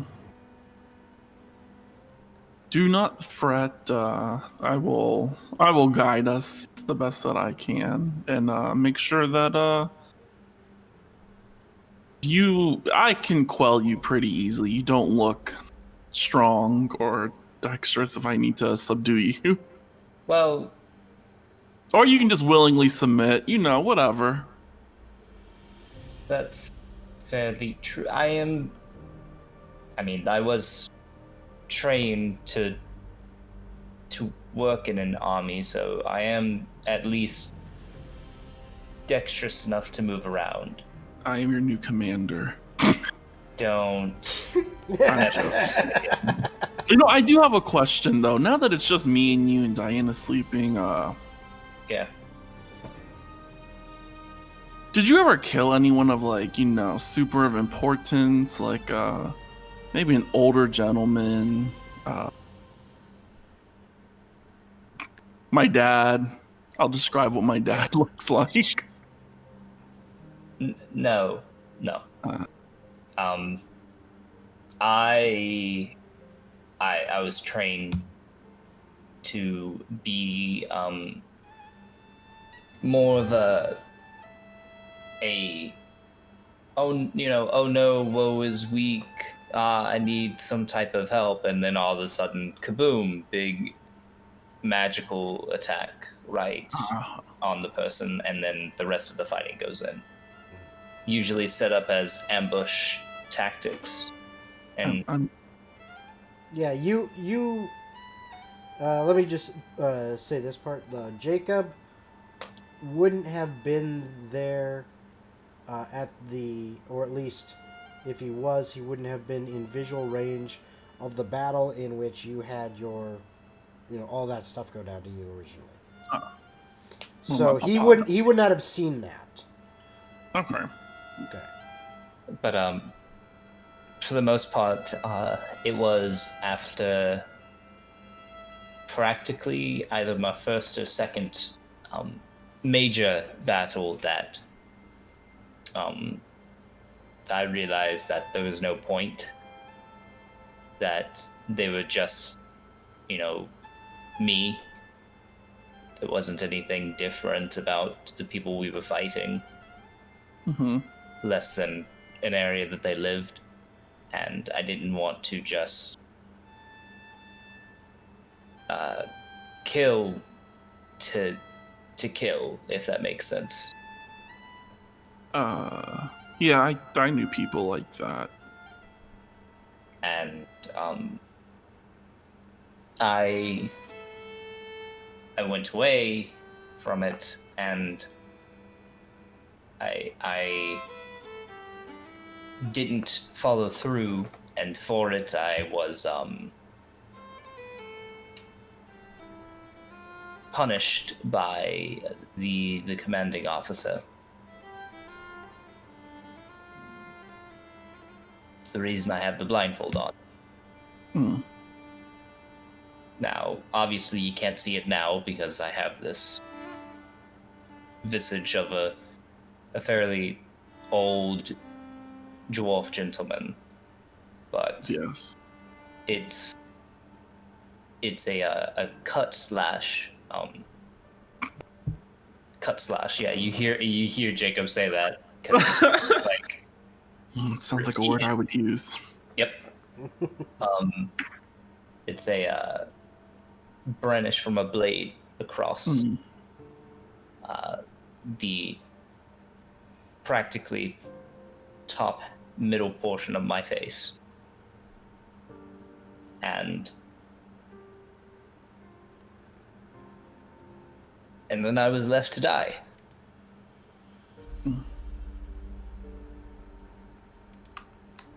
So basically, we're about to walk into where that person most likely still works who did this. And I don't think I'm strong enough yet for this. I think there's still more magical capabilities I need before I can fight him, because realistically fighting him is fighting an army. Does this person use magic in any sense? Not that you saw during any of your time with him. He doesn't seem to be that kind of person, Jacob. But you do know that there was many others like you under his command. He himself was more a physical fighter of sorts, but he has plenty of arcane, knowledgeable people like myself under his wing. Well,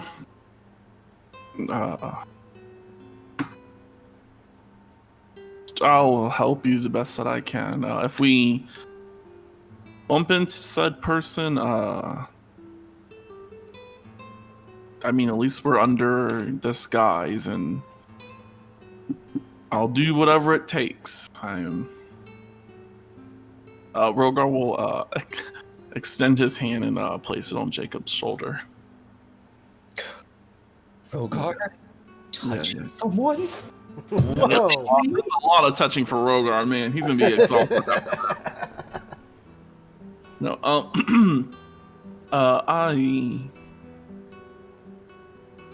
I understand to an extent, not what you've been through, but how you might feel. I mean, once the church found out about me and the wings and stuff, yeah, my family was murdered for it, but yeah, it happens. That's why I don't I try my best not to get connections with people, because most people die or leave. That's fairly true. But it's good to know that I have you on my side, and likewise know that if there's something that you need, I am more than willing to help to do it. Well, one day there will be a time where I'll definitely have to call upon you and many others. Well, I've kind of been doing my own, I guess, army gathering. Ah. How many strong do you have? Maybe 5? At most 3. Rogar will give him a light jab and be like, "You got 7 or 4 now." Let's just say 4. Aim low. That's what I always say. Fair enough. Yeah, sometimes it's better to have... I mean, technically we could have a dragon. I never thought about asking him. That'd be interesting. Maybe I'll ask I was my the only dragon one that friend was too. nice to him. I'll ask my dragon friend too. Don't worry. But once my church becomes a little bit more powerful, you'll have some more people, and maybe one day I'll be able to connect with another church of a said person. We're not going to use any names right about now. Okay. And, they can also help. Maybe, probably not, but maybe. Well, any help is good help. Ah, yes. An enemy of my enemy is a friend, after all, right? Yeah, that is a saying that typically most people Who've been through some shit, say. Frankly, yeah, I'd say so too. I know that these documents are being worked on. Mm-hmm. We could start making the journey, but it's still going to be night by the time we would get there. And fairly late at that. Rogar looks around. Well, we have two options. We camp outside, or we tie Diana to my back and I just carry you. This is. I have a question. I don't know. As you hear snoring from your back. No. Would Jacob and Rogar already know about the tax they'd have to pay to get into the city? Let me handle that. I was already waiting for them to be done. I was waiting for them to be done with their conversation. Anyway, continue, Jacob, Rogar, what you guys were saying. And then Rogar, you were saying something about tying Diana to your back and carrying Jacob? Or I could tie Jacob to my back and carry Diana. You see, the thing about that is, I know you're plenty strong. Mm-hmm. That is a lot. Is it? Weight. That's two people who, well, granted, I'm not the most physically Don't call me fat. demanding person, but it is two people plus your own gear that you're already wearing, which probably weighs a lot as well. It would be a slower journey than if I walked myself, or... That's what I mean. You walk until you can't walk anymore, and then I can just finish the rest for you. I'd say that it's probably best if we just rest. That way we can have any capabilities we need to get into this place. Because frankly,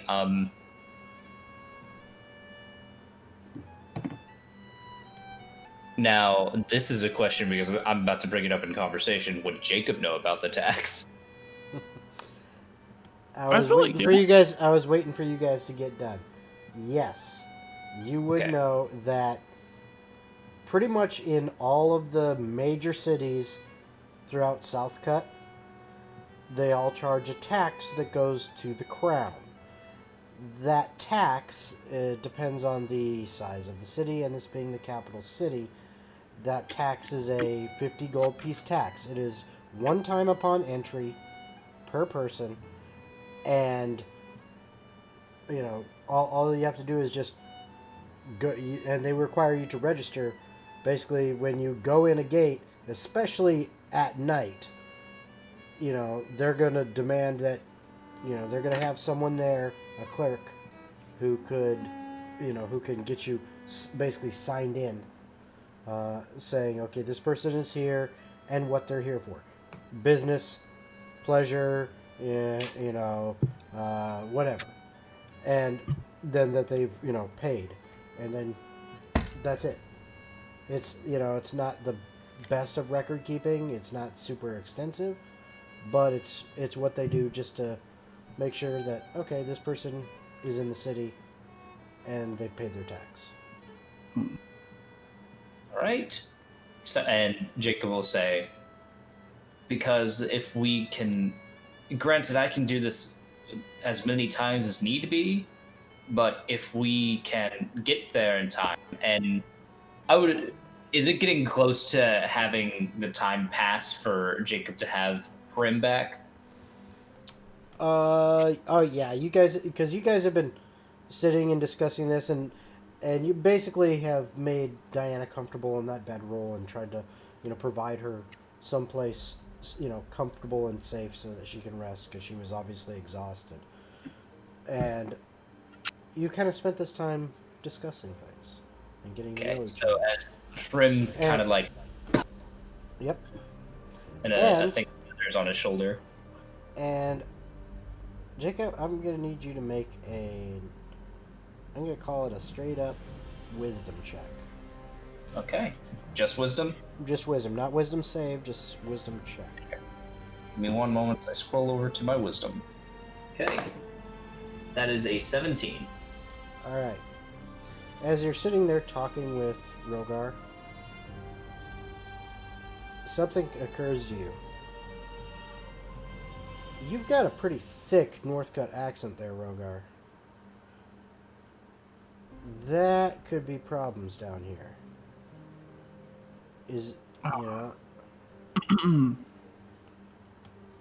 Kroger clears his throat. So, Broga.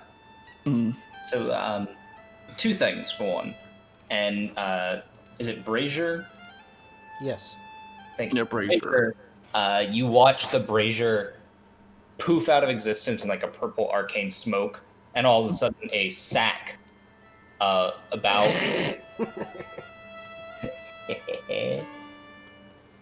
of what looks to be, sorry, I have to actually scroll over to it for a second just to make sure that this is something I can technically do. Rough estimate, how much would you say a thing of gold weighs? Thing of gold? What do you Like mean by a thing? Like just like one gold piece? Yes, how much would one gold piece weigh? Probably like an ounce. Okay. I'm guessing here. I'm guessing here. That's fine. That's all the information I need to know, right? So, Yeah. 1 ounce Hold on. is 8 ounces is 1 pound, right? Well, actually, hold on. Let me check because I know someone's got this somewhere. I'm carrying 91 and it weighs 1.82 pounds. There you go. There you go. So that's 91. And that's 1.82 pounds? Mm-hmm. Gold is very not heavy. I want to say if you go to your character sheet. Well, here I'm So gonna you do. should watch. I'm gonna do this. something just to make it easy, just to see. All right. So there you go. Now I just gave you, so you're at 100 gold, Oh yeah. just to see the weight real quick. So 50 gold weighs 1 pound. yeah. 50 So weighs 1 pound? Oh Yep. my god. yep. So you watch as this pile in a 3-foot space of 500 gold pieces. So Just 10 pounds. appear. Wow. That's So I can do this for the tax thing. And then in an hour, and he'll just snap his fingers, all the gold disappears again. It'll be gone. cool. So we have that. But the second point, you definitely have a very noticeable accent to where you're from. Yes, my accent. So, accent. now, granted, for me, the reason I can get away with it is I'm going to be a dwarf, and I'm going to be speaking only dwarvish, so I don't have my accent normally.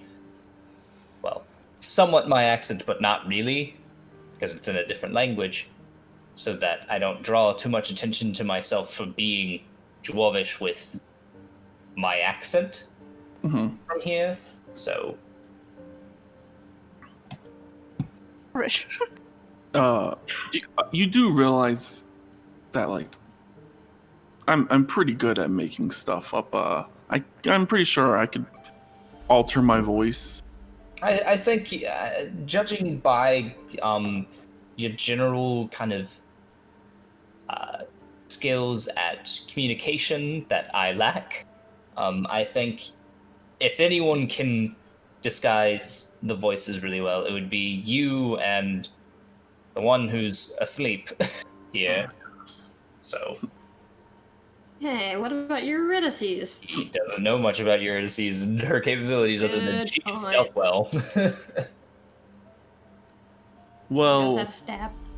In all honesty, I would honestly prefer that we just sleep outside. I touched a lot. Yeah, that's not very common from you. I was a little surprised by it, but I wasn't going to say anything. It's I understand that, kings will sometimes have to touch people, so start small, work my way up. Well, Growth. and this is just because Jacob is awkward as fuck. So, well, if you ever, need to keep that practice up, I guess, you can. Kroger makes a weird face, like I'm not liking this no more. Never mind, you get it. Yeah. Thank you for the offer. So, yeah, we can just set up here and sleep for the most part. Yeah. Maybe take shifts on watch for a moment because we are out here. We don't know what's going to show up. I can disadvantage on all ability checks. So, here, you sleep. I will take this first bit of watch. What are you watching? Are you? No, he is from now. We're good. We're good. Gotcha. So my question to you is, did you expend a lot of magic during the fight? Honestly, not really. And I have Okay, I'm going to bed. capabilities back. I'm going to bed. Okay, good night. I expended a lot. You do that. I will keep watch. If I need to wake you, I will wake you. And worst case scenario, if I need to wake everyone, I will wake everyone. It's pretty easy to wake me. Just touch me and I'll wake up. Gotcha. Oh yeah. No, you throughout gave him their whole permission. Throughout their whole conversation, like up from the point that Harim was summoned to the end of it, did they not see a straight light that's just like going towards the city? Nope. My passive perception is 11, so I'm not seeing Nope. anything. Jacob's not And out. What Diana's about asleep. Nope. Okay, So- I tried. And then Jacob, as like everyone's kind of going to sleep, he's going to kind of like set up a little spot for himself to sit, talk, and like have Harim on his shoulder and stuff. And then he's going to talk to Mr. Jeremiah. My was a bullfrog. So, we are now here in a place that I wish we weren't. But, less of a choice on that one now. Your girlfriend's suddenly on a murderous path. Complete 180. She's kind of off. Like, from her recent things, she's been more altruistic towards everybody, but now she's wanting to kill more often. Not that I really have a problem with it too much. It's more or less different. Not sure what's happening yet.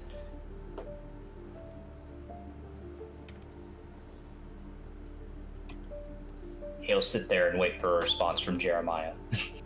Okay. As he's sitting there, you hear, huh? You know,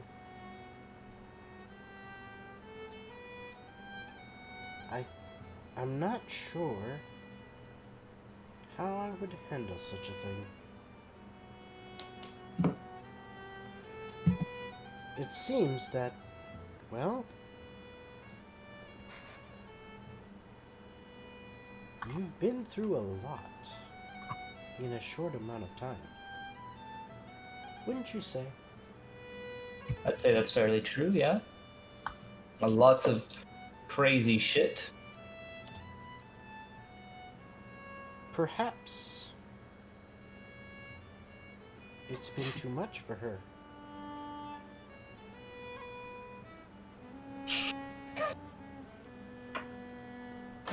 Sorry.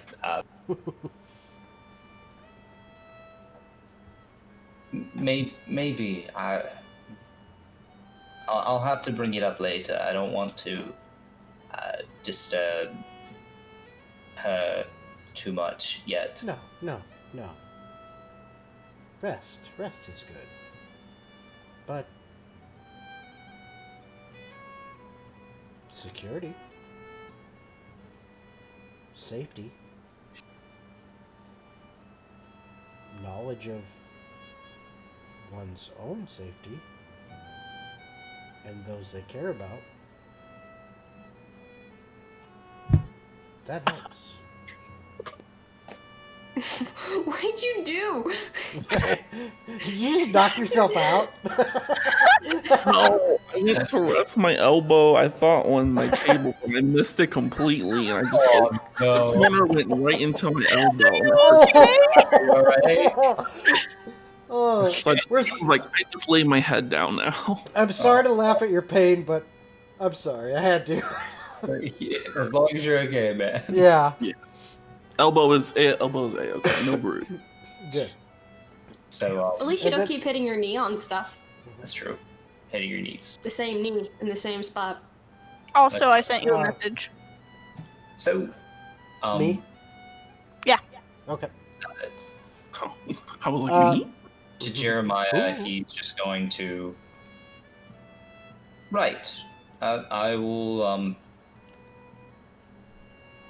I can remind her in the morning after the shift switch and all of that. I'm a little worried about the small elf and the very large Goliath man. Maybe I should and he pulls out his copper wire. Okay. And he will cast sending. All right. And he will cast it to Eurydice. All right. 25 words or less. Yep.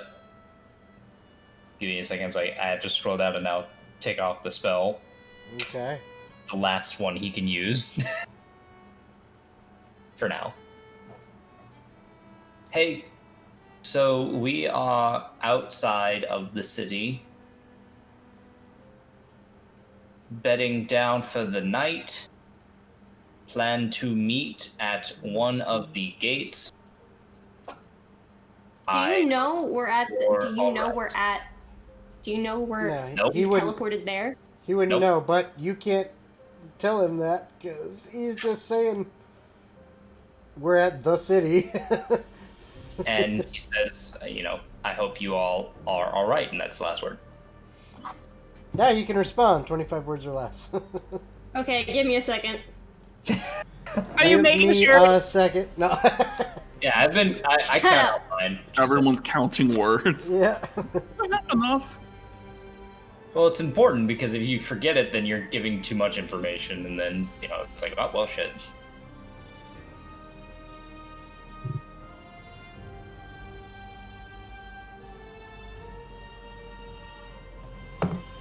What? What is the capital of Southcut? Paneom. Paneom. Paneom. Oh yeah. Panera. Got it. Panera. Panera. Panera bread. I do think of the Hunger. No, yeah, it is the Hunger Games. Yeah, it Yeah. sounds kind of like Yeah. Panem or whatever, but it's Yeah, actually it's Paneom and Maneom. Paneom is Southcut, Maneom is Northcut. Yep, that's not confusing. Good luck. Where is the O coming from? Maneom. That's just how it is. That is not the spelling that was in the chat. That's not what I put. Someone else must have put that. Panama. It wasn't. All right, Vietnam. hold up. It was Vietnam. probably me who spelt it. I spelt it as it sounded. Panam. Yeah, that was Oh. not me. Oh, okay. No, that was me. All right, You trusted the English language and it failed you.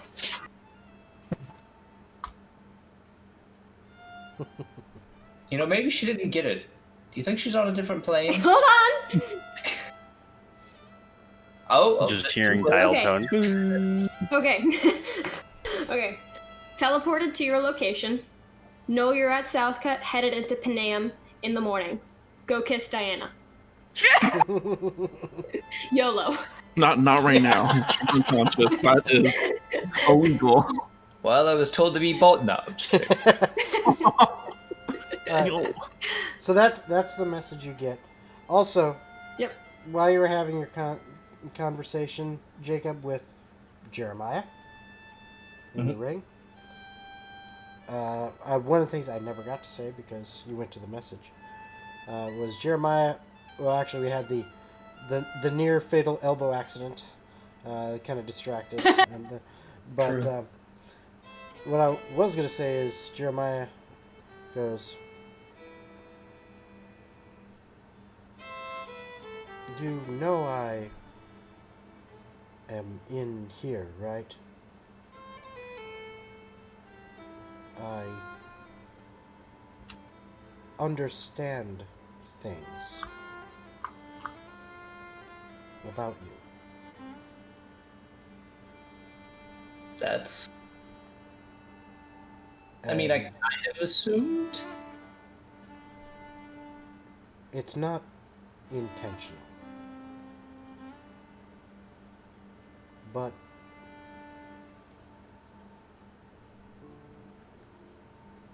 maybe she needs to hear it.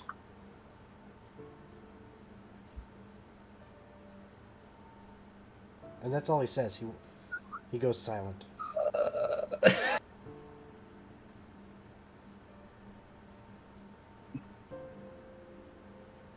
Okay. Okay. That was actually before your message. I just didn't get that. So in he is saying that before he's like, Mhm. you know, I'm just gonna. Yeah. And then Eurydice tells him to go kiss Diana. Yep. Gosh. Because he knows that they're staying outside, Jacob will drop the spell. So that everyone kind of looks back to what they normally look like. Okay.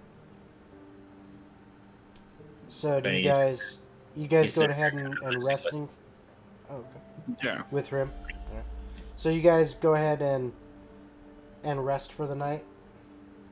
Long We all rest? get a long rest. You all get a long rest. Go ahead and mark it off. Oh, thank you. Yay! A whole bunch of stuff back. Mhm. I have all my do hit this on mobile. points. And as the as morning comes and you're waking up,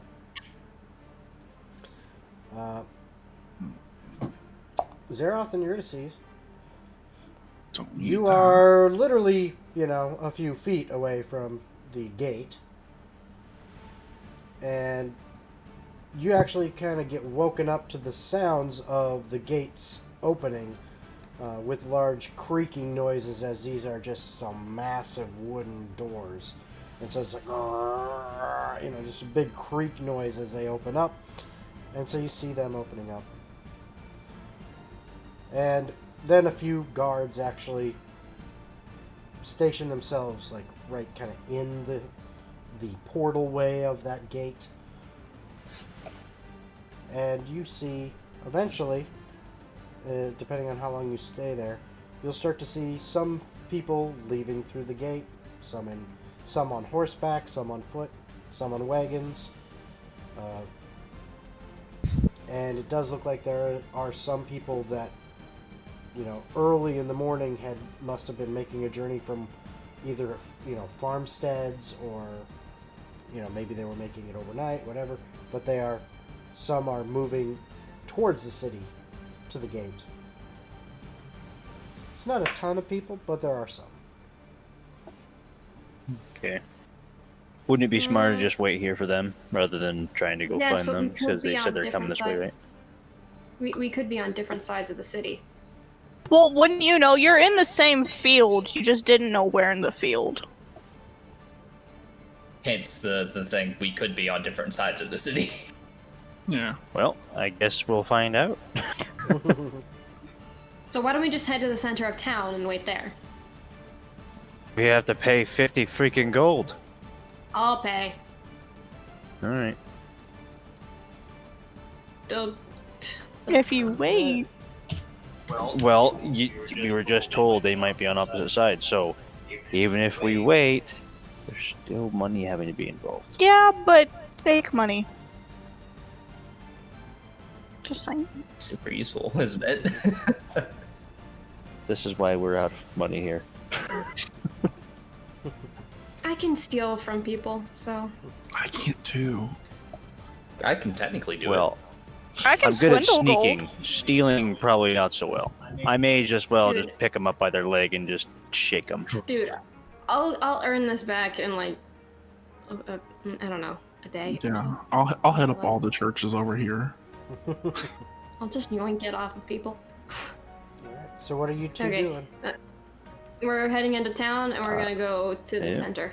Okay, so as you head in, you are kind of directed over to the side, and you notice what has been done in this kind of the portal way of the gate is not only are there a couple guards there, there's actually been a table brought out and a chair and a man sitting in full guard uniform in that chair, and some of the people are like lined up in front of him, and he pulls out a ledger, and everyone seems to fill out the ledger and then drop down their money for him, and then he takes it, and then they're allowed in. And as you get Eurydice plans to pay for both her and Zeroth. okay, as you get up there, you see the man sitting on the table, and he looks up at you and he goes, "All right, name." Rude. Aurelia. Really?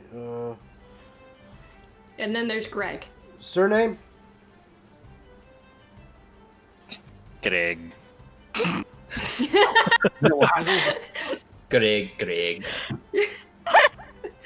Aurelia, Greg, and Greg. Aurelia. We're Greg. adopted siblings. Okay, Aurelia, Greg. I'm stuck with Greg. You're stuck with Greg. Yeah. All right. Named after my forefathers, Greg. So you're two together. Okay. Yeah, So he's that's my- 50 each. Okay. She pays him. All right. And then he takes the money. He turns the ledger around, says, "Sign, and write out what your business is."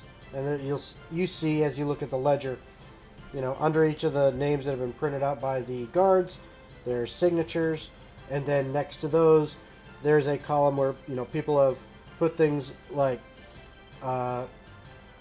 trading in the market, working in the inn, blah blah, different things like some are jobs, some is tourism, whatever, it's just what their business is in general.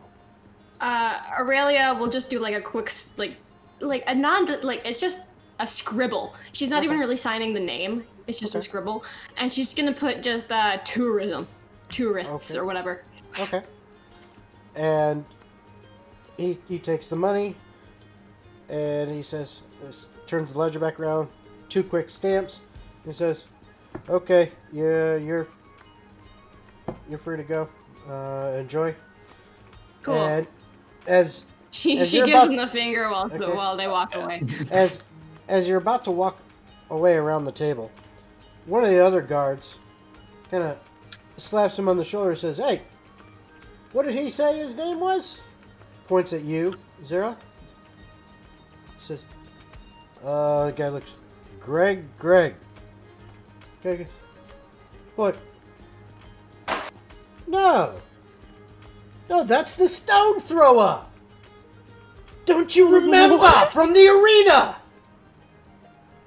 And the other guy goes, "What? You're right. The stone What are you doing back here?" Just passing through.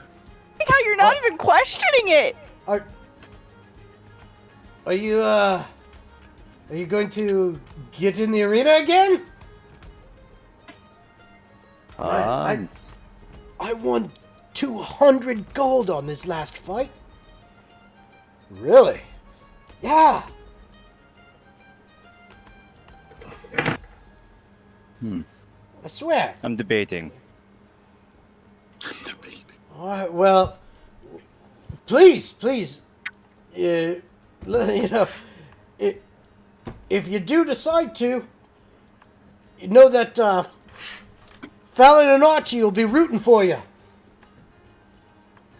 All right, thank you. Walk away slowly. Okay. No As you walk, sudden movements. as you walk away, you hear them kind of excitedly, talking. It's like, no, Greg, I don't know. Maybe he just didn't want to be noticed. But I swear, it's definitely him. I mean, I love it. and you hear one other guy, and he's like, "What are you two jabbering about? It's a stone thrower." The guy like, "That ain't the stone thrower." It's like, "Yes, it is." It's like, "No, he's bigger." "No, he's not. That's him, I tell you." So that's what you hear as you're walking away. Pat, getting mistaken for your brother? It's the only thing I could think of. Either that, or he's getting mistaken for someone from the dumbasses. Because he used to live in Southcut. Mm-hmm. So, now, where are you guys going? We're headed You to the said center towards of the town. Center of town. Okay. So you just Yep. start Henders. Are you looking for anything in particular? Or just going to go to the very center and stand there? I mean, it's a strategy. We'll look for either a noticeable, a statue or a big building or something that's noticeable, and kind of loiter around there. Okay.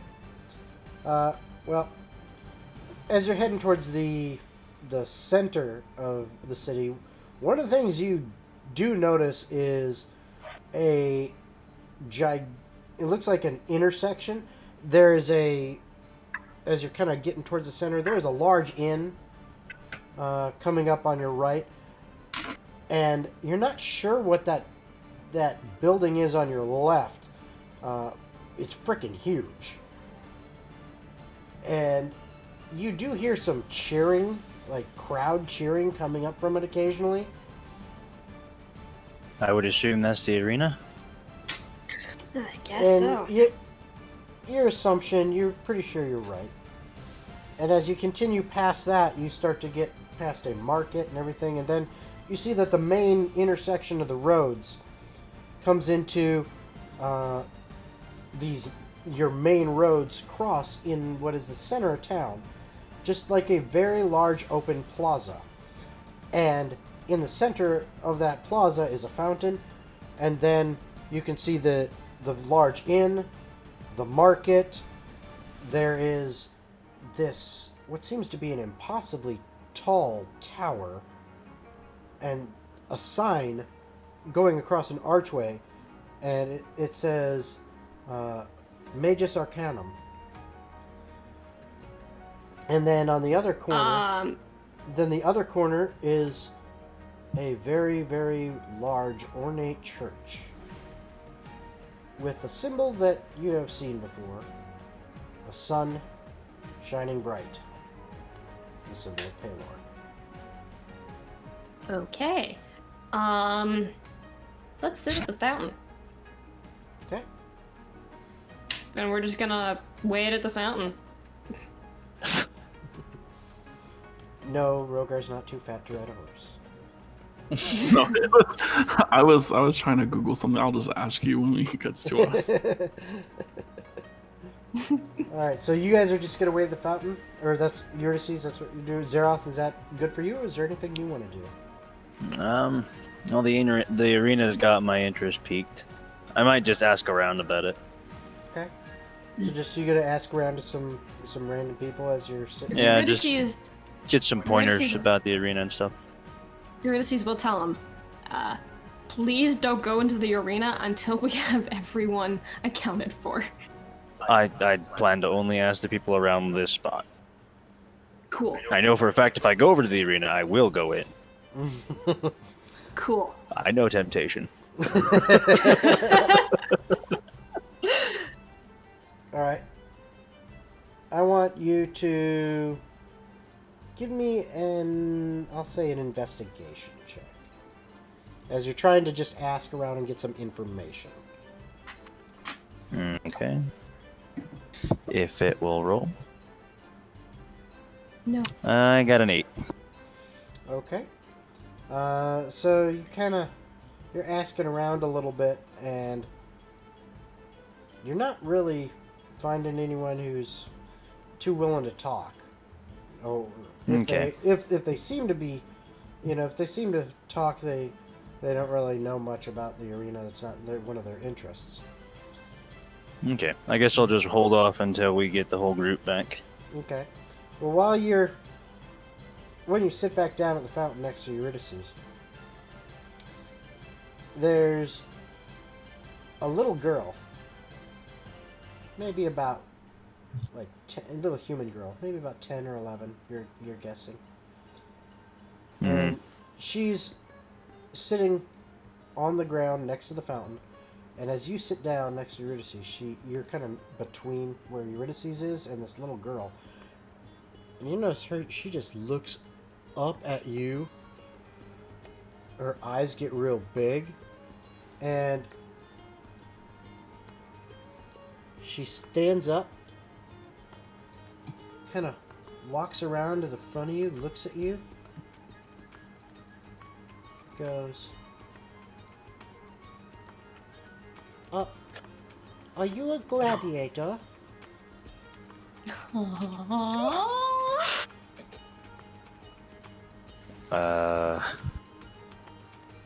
Sure.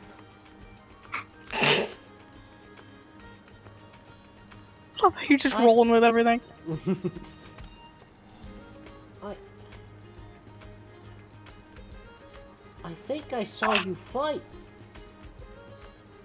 My dad took me. Yeah, tell me about it. My dad took me when I was only 5.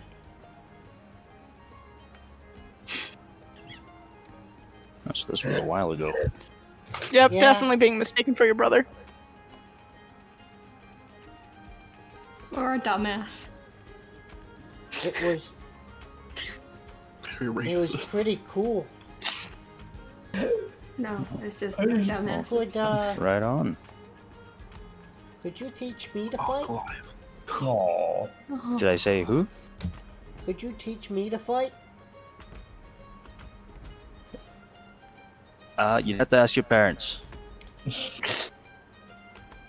Roll a perception check. Okay. Oh god, it's an abandoned child. Oh no. We have a new recruit. I got an 18. Okay. Both you and Eurydice notice that. I mean, Of come on, course. 26 passive perception. Of course she notices. Yeah. But both I of you. notice everything. But both of you notice this little girl looks like she's got some bruises on her. Her lips a bit swollen, and it actually looks like she, up until you sat down, had been crying. Who did this to you? It's them older boys. Yeah, where are they at? They pick on me. Just about to kick some kid's ass. Show me where they are. Uh-oh. I don't know where they are. I don't know where they live. Where do they usually hang out? Oh, Where do they normally Sometimes- pick on you? God, we're very. and anytime Tell me where they are. anytime I'm wandering around trying to find my friends. Yeah, do you know where your friends are right now? No. Adopt the child. You don't Just take the adopt- child. I need to I feel adopt. like Batman trying to pull out the bat adoption form. Just take the child. Am I about to Yes. adopt a child so I can beat the crap out of Yes. some kids? Yes. Well, Eurydice is about to give her a knife. So. Do it. Well, teach her how to Eurydice- use it first. Oh yeah. Eurydice will move. Tell her not to run with it. Eurydice will move so she's like kneeling in front of the kid, Mm-hmm. and she's like, okay, one.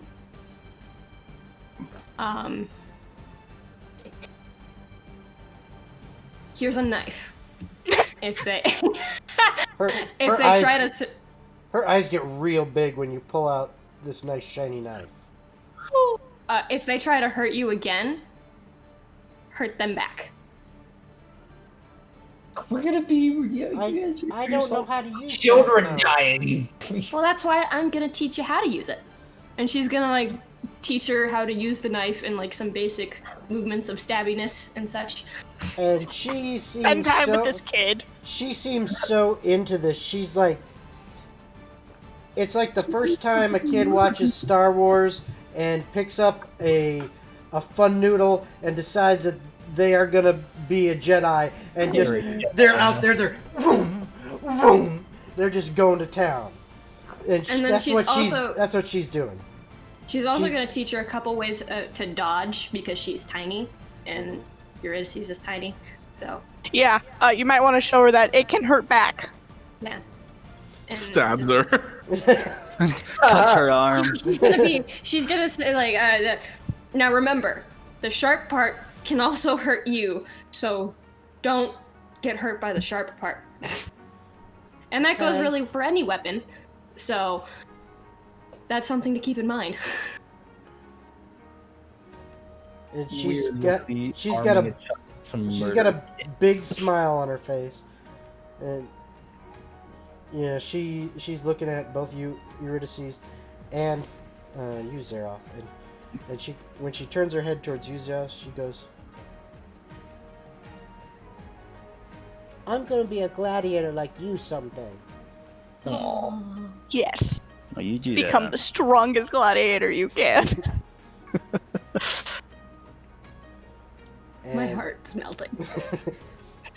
And then she like takes the knife and she like tries to kind of like tuck it into her pants a little bit and pulls her shirt You gave over. her the sheath, right? Yeah, she'll give her the sheath, and she'll like help her like get it like a nice attached, help her, Put it a on. nice Yeah. spot for her to, Okay. yeah. And Well, I need before to she find a new leaves, dagger. Zeroth will try to teach her some fighting stuff too, I guess. Because I have a feeling this kid's gonna run off with this knife, bump into these suckers. They're gonna pick on her, take the knife, and she's gonna die. Yeah. And then I will stomp the shit out of some bullies. I mean, you could just keep her with you for a while. Yeah, well, Eurydice will definitely use Zeroth to show like how the girl can like slip between people and like dodge. Well, go for it. Okay. Just training in the middle. All right. The scare. And It's like 10. What are you talking You about? don't I'm have to Greg. fight. Greg. What are you gonna do about it? And and I'll kill you if you look at us wrong. So you've actually begun to attract a little bit of a crowd as you are kind of moving around and in combat maneuvers with this little girl, and she's wielding a knife and moving around. And All weapons there- were supposed to be peace bonded. and hey, There- I'm The little girl has the weapon now. teaching her Well, how to defend Depends. herself. Is the knife sheathed? Because if the knife is still in the sheath and we're just teaching her that that way, is it's true. still safe. Yeah. That would definitely be how we would teaching her. Okay. I would Alright. duct tape the shit out of that sheath. Out there. So And Eurydice, you notice it's maybe a good 10, 15 people, and some they're kind of standing back and they're watching. Some of them are kind of whispering to each other. And I need another perception check from Zeroth. Okay. because I notice everything. One day when you have another 30, you'll know. I got a dirty 20. Okay, that's gonna be enough. So both of you notice that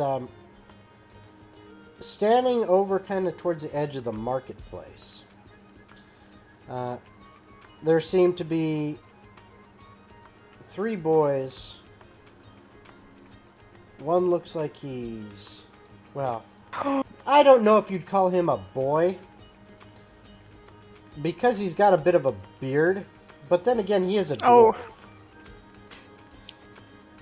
dwarf. I'll teach that kid some dwarvish. There's also I'm gonna teach what him some look- undercommon. what looks there's also what looks to Some be infernal. either an elf or a half elf. Definitely young. You being an elf, there, Eurydice, you could tell that if he is full-blooded elf, I mean, this kid he's the equivalent. He'd be the equivalent of an elven teenager. Yeah. If he's a half elf, well, he's basically still a teenager. You can tell. And then the other, the third one standing there, that one looks kind of like a goblin. Oh, gross. Oh, perfect. You don't know how the hell old that thing is, but it's hanging out with a teenage elf or half elf. You're not quite sure from this distance, and a young dwarf with a beard, but not a very big one yet. It's kind of the beginnings. Ask And her if they're the boys.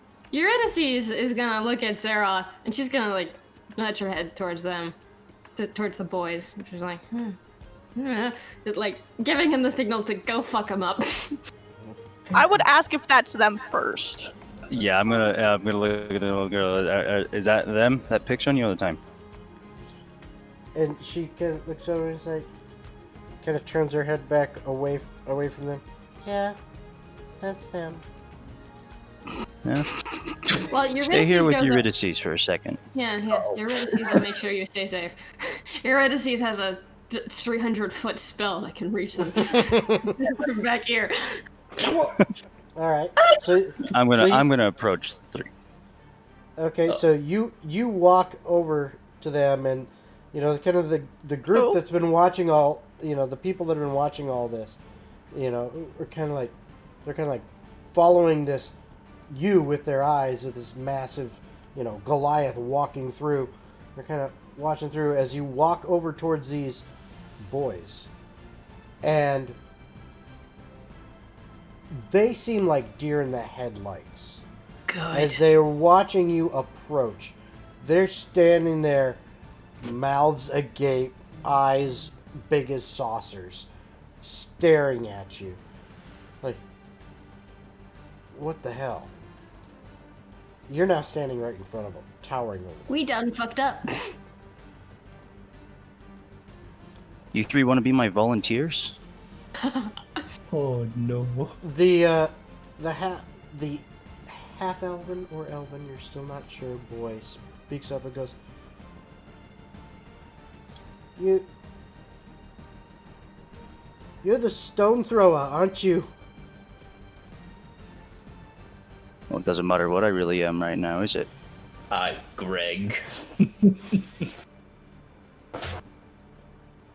While you're saying that, Eurydice, you see the little girl. She takes off running right Oh, no. up to Zeroth. Runs right up to next to his she's like standing at his side, like right up next to his leg. You know, Eurydice just her runs head after basically them. her head basically coming up to his hip. Oh. And she pulls out the dagger with the sheath still on, points it at them, and just says, "You 3 idiots! This is my friend, the stone thrower. You need to stop messing with me. He's been teaching me stuff." And Eurydice is gonna come up behind her. and Slowly take she's off just- the sheath. No. She's just gonna glower at the boys, not saying anything, but just trying to intimidate the fuck out of them. Okay. So they piss their pants. All right. So, what I want is, you can choose who. Either one of you rolls intimidation with advantage, or each of you rolls just once. You can Higher choo- intimidation. I What have do a you have? +3. Plus 10. Let her roll. You With go for it. advantage. Okay. 26. That was with advantage. Okay. And I got 19. Yeah.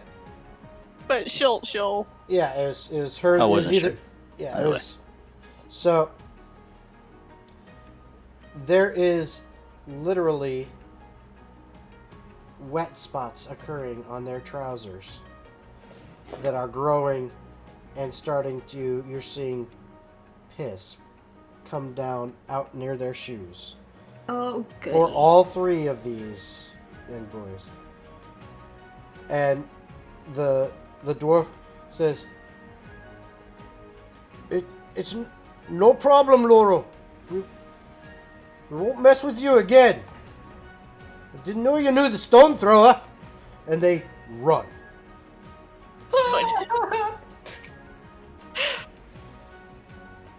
And that's actually where we're going to end for tonight. Right That makes me happy. Oh, that makes me so happy. So, I was literally going to use one of the kids. I was going to throw him. I That- literally said I that's- want to volunteer that is your go-to to show some move. grappling moves to the girl. Yep. Hit a motherfucker with another motherfucker. Oh, your camera just like fucked Yeah, up. yeah. Oh your yeah. camera- Oh, there yeah. we go. Mine? There we go. All right, so that's You're where we're gonna end it tonight. Thank you everyone who joined us. I hope you had a good time.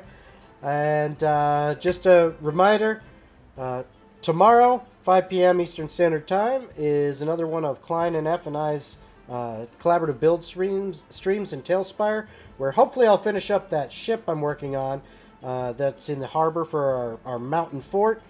So if you like Tailspire, you like to see builds, don't miss that. Other than that, hopefully we'll see you next week here, Wednesday, 8 p.m. Eastern Standard Time for our next episode of The Blackest Heart. Bye, everyone.